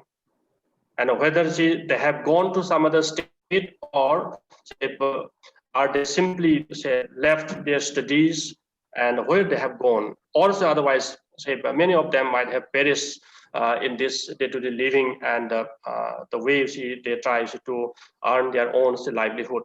So these few aspects are something which we find is very, very concrete. But the new education policy has come up something very good. We started to focus on learning outcome-oriented, learning outcome-based curriculum framework and a choice-based credit system. And this is going to bring some change in terms of skill building and in terms of this community engagement. And that is one aspect which we find is very good. But in the higher education institutions, one of the core issues which we find is that in almost 90% of the universities in India do not have good ambience of a higher education institution or of a higher education center. Like other great universities universities in the world, China, then say UK and other Western universities, and even in our neighboring state, Myanmar, the university campuses are extraordinarily beautiful and attracts large number of people, and just because of the ambience itself. And Indian universities do not have that sort of ambience, except limited few universities. And how to build this good ambience, this itself is something very, very important. And so if the ambience of the university is really very good, then it also drives the learning and the teaching at the same time, the willingness to remain longer in the institution and in the organization that is there.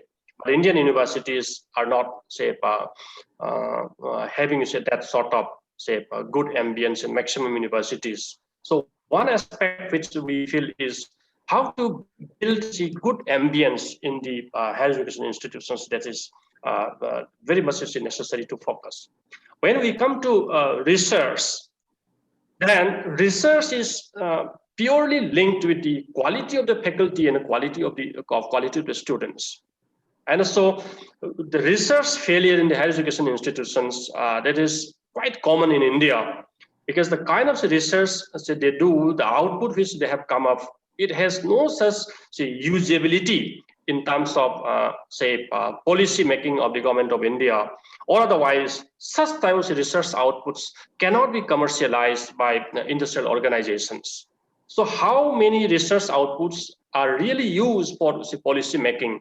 That sort of analysis we have not yet done so far very effectively. And this is again one very important issue which we have. And a maximum number of research students enrolled in the university are just enrolled, and once they enroll, they get a lot of scholarships and the fellowships from the universities and the UGC and other funding agencies. And through that, they simply satisfy, and they never focus too much on the research output and how this can be translated for the welfare of the society and the nation. That aspect is missing. So the fellowship which we get is something like it remains with them as an unemployment allowance. And that sort of concept we need to control very strongly, otherwise this will be difficult. So the research, this is linked very closely to the quality of faculty and the quality of the students. The quality of the faculty members, it is degrading in the last few years' time. This is what we feel as per our own assessment and experience in the university since the day I come to the administration. So the recruitment policy which we have needs to bring some change. Otherwise, the recruitment policy itself is not in a position to identify the person job fit and the person organization fit. That concept is not fully addressed with the university recruitment policies. And then the reward system for the researchers and the faculty members who are coming up with very good research output, that is also missing.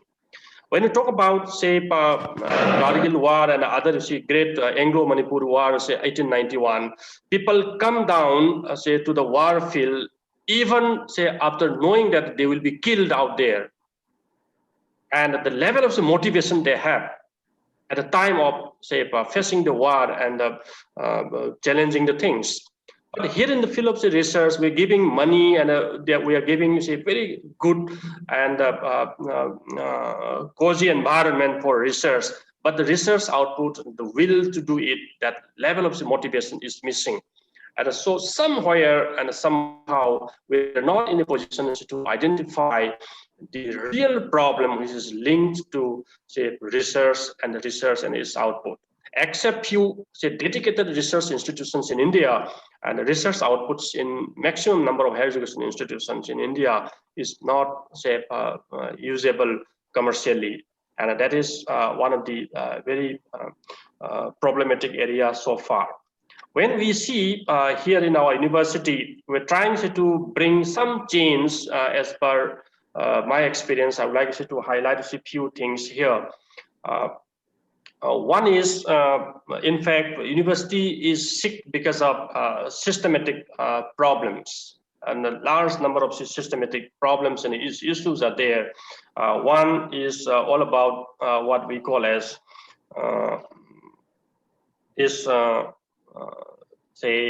when we say the systematic problems, university students are basically not able to see the university as a place where they will learn and do a lot of great things. And here the students feel that the university is a place for hard work. The same feeling is carried in the minds of the parents and the teachers also. University means a place for hard work.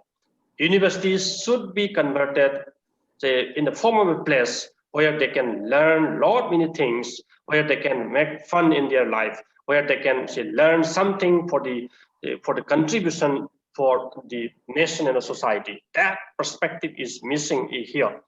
And here at the same time, anyone who is living outside the university system and even within the university system simply criticize the education system. And the way people are criticizing in the universities and in the society, all these higher education institutions are not basically taken seriously so far in the education system and even in the government level. And that is one of the very important aspects. The third is a systematic problem which we find out here is that, something like, we take a decision. And when we take a decision in the higher education institutions, the decisions are not taken keeping in mind how this will benefit the society and the nation and the state. When we take a decision, maximum decisions are taken keeping in mind how these decisions will benefit me and him or her.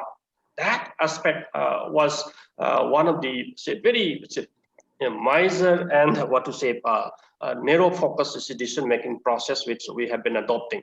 So the decision-making process should bring some change, and in such a manner that once we take this decision, how this will bring a change in the education system and in the society and in the in the nation. That aspect is missing.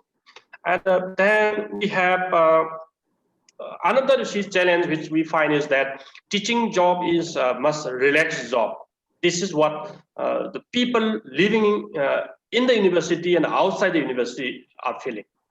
So until and unless there brings a change in this sort of mindset, then universities cannot will not be able to grow faster. And some such issues, systematic issues we have. But somehow we are trying to bring some change, and most of the universities in India and even the Ministry of Education, they're trying to bring lots of new ideas in higher education, and this is a very good thing. But here in our university, as per our experience, when we talk about sustainable development, we are really focusing how university can become a role model in terms of sustainable development. This is what we are focusing at present very seriously. And here we are basically talking today in the university system all about the principles of responsible management education. This concept we have come up here, and we are trying to go for a very, very inclusive network among the faculty, students, and alumni, and even the stakeholders and the social organizations out here. And this is what we are coming up very well. University has taken up very strongly in terms of the engagement strategies, and we have identified far-flung in the interior villages in Manipur these days. And from each and every district, we're trying to adopt few villages, and these villages we have already identified. And in these villages, with the help of local administration and public administration, we're trying to build small libraries, and so that the youths in these localities and the far-flung areas can benefit out of that.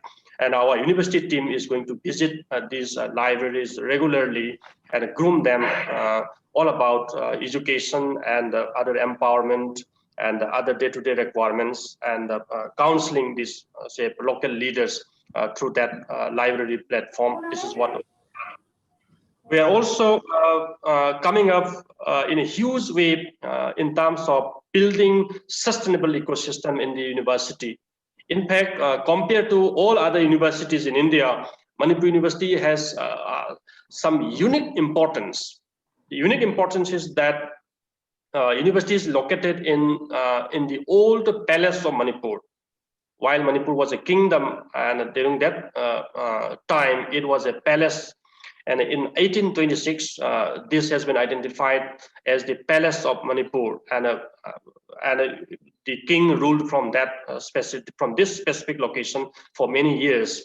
And when the government of India, the British army was fighting with the Burmese army, and hundreds of thousands of people died during that time. And the history and the tradition and the values and emotions, philosophies and ideas is well buried in the history of this Manipur University itself. And this university, this state has a written history from 33 AD. And the university campus itself has become one of the very important culturally and important and philosophically important location. And we are trying to dig out this history and make it vibrant in the world. And through that, we're trying to build the image of the university, and that will attract a large number of people worldwide. And that itself will enhance our gross enrollment ratio. And through that, internally generated resources, we're trying to hike. This is one aspect which we're trying to identify. University has around 287 acres. And within this university, there are 7 big ponds. And in one of the ponds, the famous Ras Leela was played during 1820s time. And that sort of culture and heritage and emotions are attached. And these big ponds we are trying to preserve now. And through that, we will be able to store water for thousands of years. This is what we believe. And the spring and the tributaries which is passing through this university campus will bring hundreds of changes and lots of great benefit. So water conservation and energy conservation, this is what we're trying to focus. And this biodiversity and this aspect we're trying to integrate. And the water bodies which we're planning to build in the university system will bring many vibrant changes. If the water body from the University of Cambridge is removed, then the visitors will decline to a great extent. And this is what we sometimes feel. And why won't we build the water body inside the university campus? And the life within water and in water, that will be really a learning point, and the researchers will be attracted through that. This is what we are planning to do here in the university campus. But here, when we see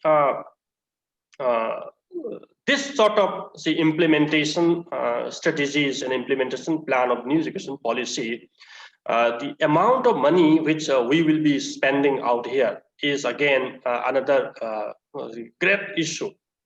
And if we really want to implement the new education policies and its guidelines and the way they have envisioned, for that we need a huge sum of money.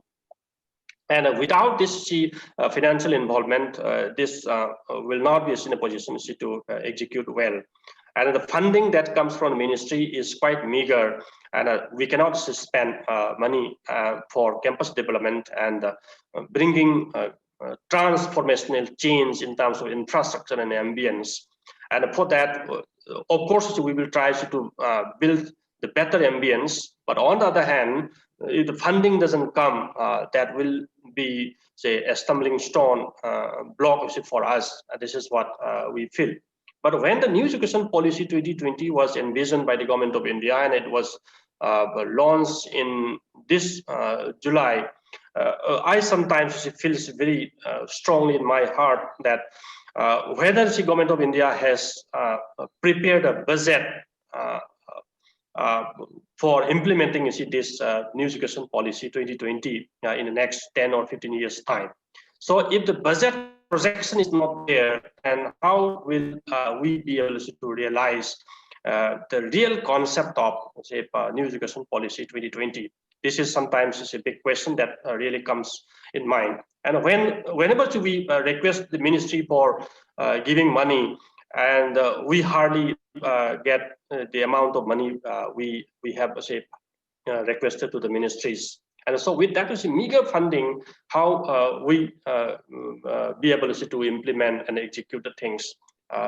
These are some of the core issues which I would like to put forward in front of our distinguished speakers, and so that we can integrate these ideas also very well when we discuss all about the new education policy and putting it for the next generations. Thank you, sir, for giving this platform, and I really feel very happy to be a part of this. Thank you very much, Dr. Singh, for highlighting some of the ground realities and also raising some of the issues regarding implementation in terms of resources required. And also at some point you mentioned that the revenue generation capacity of our university, and I think that's the answer to the question of how we can generate the funding for this. That because the ultimate test of quality is how we can generate the revenue through our services. And if we compare with the Western universities, most of their funding coming from their own services, and they are able to convince the users that our product is of quality, our services of quality, what is needed, and that's how this entire dynamics goes on. So thank you very much for raising the issue and also emphasizing on the possible solutions, and definitely we must be looking into. We already have crossed 30 minutes more than what was the webinar time, and although we can continue with the series of questions given such an eminent group of panelists, but I think it's time we would be closing it here. Before we close, I would request our experts for a final thought. I come to Dr. Sanjay and to Professor V.N. Rajeshekharan Pillai for one final thought, what you think should be done, and then I would request our session chair to conclude. Sure. Professor Dr. Sanjay. Yeah, thank you. What I would say is that, see, the policy has whatever necessary hallmarks are extremely critical and important. What is more important is that we need to deliberate, and discourse should focus on, instead of what is to be done, how it is to be done. Because I will just give an example of this 6% of recommended percentage of GDP spending on education. If you recollect, it was recommended in 1968 education policy. It was recommended in 1986 policy. It was recommended in 1992 when the review of the policy has happened. We are still speaking about that 6% of the GDP. Currently, we are somewhere around 4% together, center and state. The point I'm making is that basically the time has come to reflect on how do we do that? How do we do the advocacy and lobbying for that? Number one. Number two is that we talk about enhancing the quality of education. I think we have been talking about last 50 years the same thing. The most important again is to see and reflect on how do we enhance the quality of education. The question sometimes is not whether we have means to do this, but the question is whether we have intent to do this, because these are the really reflecting issues that how do we implement the issues. There are extremely good initiatives recommended in the policy, all critical issues like ensuring equity, affordability, and so on and so. But we need to ensure that how do we implement that? And therefore, the focus should be on deliberations. How do we do that? Designing on implementing strategies is very important and urgent. This is a huge task that we all understand. Will require an extraordinary courage and commitment to ensure that we implement that. Will require multi-sectorial engagement to enhance these implementations. We need to devise monitoring mechanisms also. And finally, we need to have champions to take this forward. These are my final thoughts in the context of aligning that with, because SDGs is 2030. So we have 10 years in our hand to see that how do we enhance and implement those important and critical issues. Thank you so much. Thank you. Thank you very much, Professor Dr. Pillai.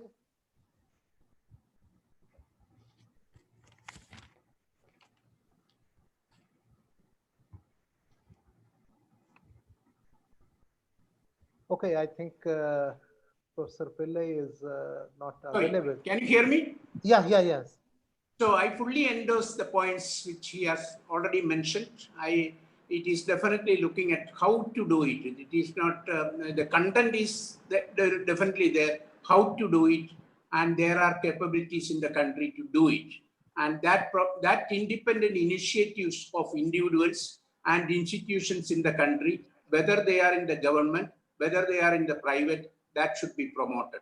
Nobody should stop them doing this thing. This is a policy.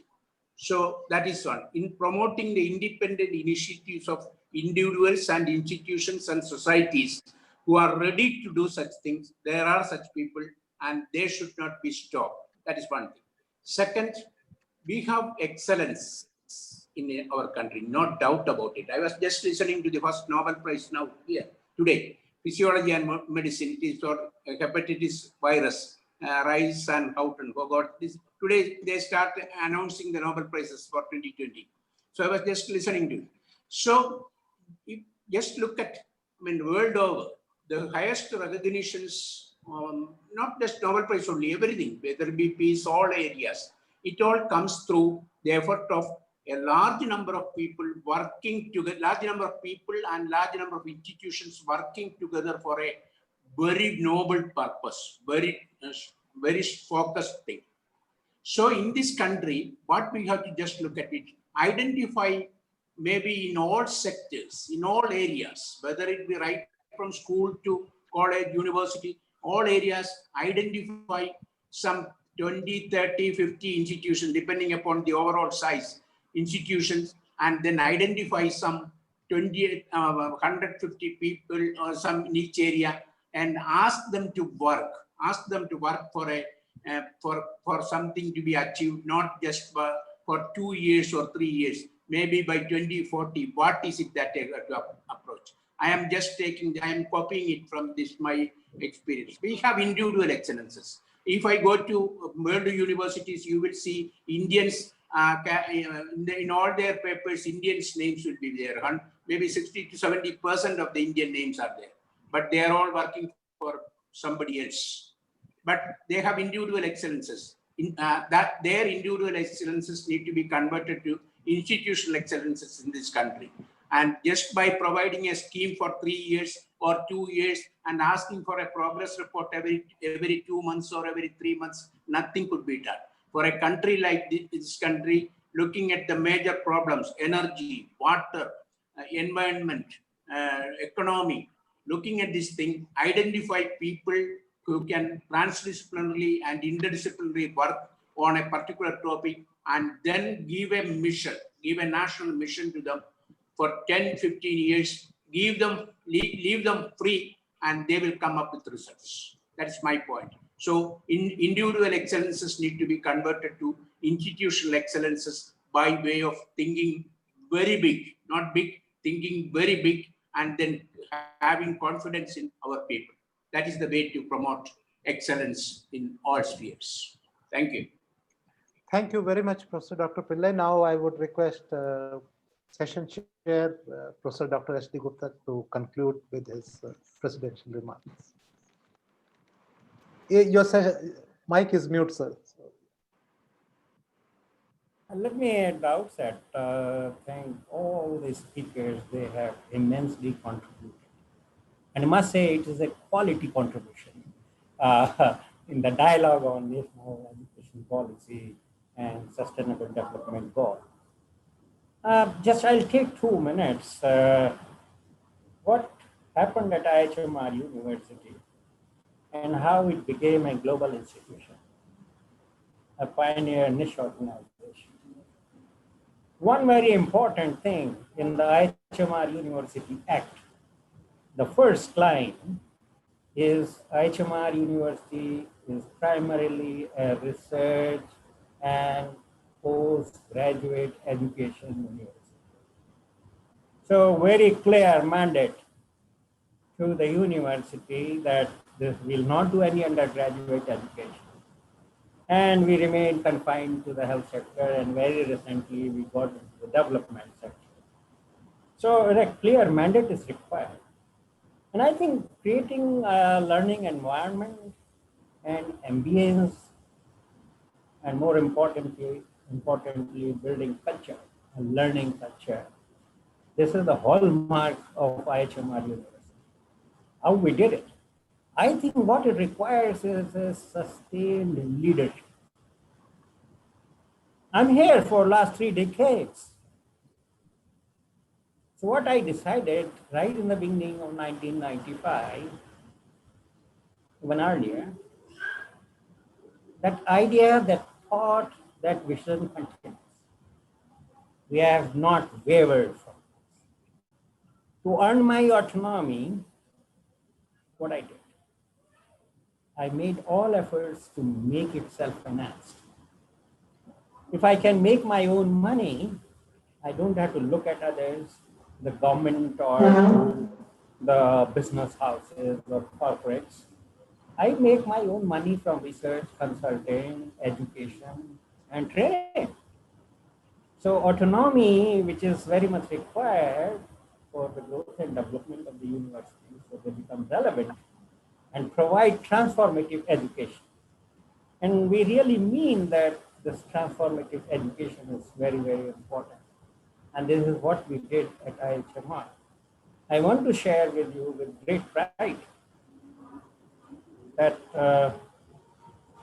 we have produced around 4,000 management graduates in the IIHMR system that is specialized in hospital and health management, research, and services. I must say over a period of 25 years. And I'm so proud to say this, it has transformed management systems in hospitals and health systems in this country. Because all are populated by our management graduates in health systems and hospitals all across the country.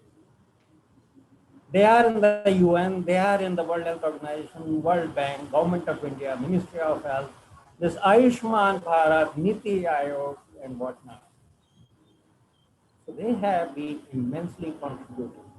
And I'm so proud of them when I walk around in different institutions to meet with people or go to attend meetings. Everybody praises them. I'm so happy. So this transformation takes place in 1 year time after the coursework. They go for their training and then they return.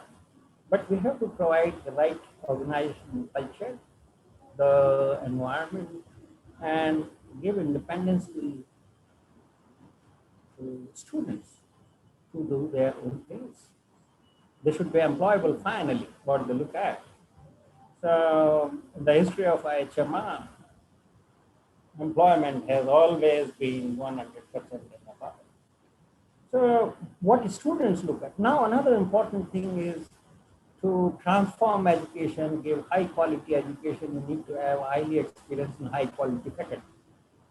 Difficult to get it. And more difficult is to retain them. More difficult is to retain the leadership. And that's how the mess we see. We are not able to retain our faculty. We are not able to retain our leadership. We don't have autonomy of decision making. In our case, I was the final decision maker. So my words were the last. But that kind of autonomy, that kind of authority, that kind of thinking. And I learned from my own education. And I learned when I studied at Johns Hopkins. I did not study much, but what I was observing, how do they teach? What is the pedagogy? What is the grading system? How the students are so charged and motivated? And what do they do with them? All that is so important for all of us. If we want to really change education in India, we have to bring in new thoughts. We need to bring in and build new leadership. We need to really get the idea of faculty or high quality faculty and get them. A good talent search is required, retention, and then ethical education, participatory learning. That is very, very important for high quality education in higher education institutions. the suggestions that have been given and ideas that have been provided in this particular level, I believe will be all useful for all the participants. And this is not the end. We'll continue to have dialogue with the so luminous speakers in this particular webinar, connect with them and learn more. And everybody feels that way, that there's a lot to learn. And to make this education policy work, we have to really work on building institutions. We need to build faculty. We need to really create an ambience for the students. They feel pride in coming to the institution. And they then carry the message when they leave the institution. And they become your, the best, I would say, advocates. So that's what is required. So this policy provides a new platform, new thinking that may help. Of course, implementation will be very critical. We need commitment of people to do this. Government will raise the GDP whenever it feels like, but much can be done, and there is a lot of emphasis now on self-financing of the institution, even in the public sector, in the government. They're asking IIMs, they're asking IITs, they're asking many other government institutions to raise their own money from research, education, training, consulting, all that sort of stuff. Not only that reduces the burden on the public system or the government, but also gives the gift of autonomy to these institutions in higher education sector. So with this, I would like to thank all the speakers who will be with us for a long 2 hours, more than 2 hours. And I'm sure the participants, I see a large number of participants are still on board and they're very carefully listening. I'm sure they are also benefiting. Thank you so much. Thank you very much, Professor Gupta, for concluding this. And now we come to end of this webinar. I am thankful to all the participants who have been with us, although we have extended the time, and they have with us with full patience and listening. I am thankful to our session chair, Professor Dr. SD Gupta, who has taken time and been with us. Although he's since morning today, he has been in the Foundation Day program and number of series of other activities, but he has taken time and been with us. I am thankful to our esteemed panelists, Professor Dr. V. N. Rajshekharan Pillai, Professor Dr. Sanjay Jodhpe, Professor Dr. Rajesh Tandon in absentia, Professor Dr. Chandrababu Singh and Mr. Puran Chand Pandey. At very short notice we arranged, and you have been very constructive in giving suggestions and helping us to improve the theme. And thankful for your time, and you could make it. And it was a wonderful session altogether. I'm thankful to our president, Professor Dr. Sodani, for this initiative. And since beginning, he has been together at every stage in drafting, in implementation, and executing the webinar. I'm thankful to all the attendees once again, and IT team, marketing team, promotion team, who has been supporting these initiatives behind the curtain, and that's how we are here and we are delivering it. Thank you all, and very much look forward to meeting soon with the next webinar in this series of Decoding New Education Policy 2020. Have a wonderful evening. Good night. Bye-bye. Thank you. Thank you. Thank you. Thank you. Bye. Thank you, sir. Thank you. Bye. Bye. Thank you. Thank Bye. you. Thank you. Thank you.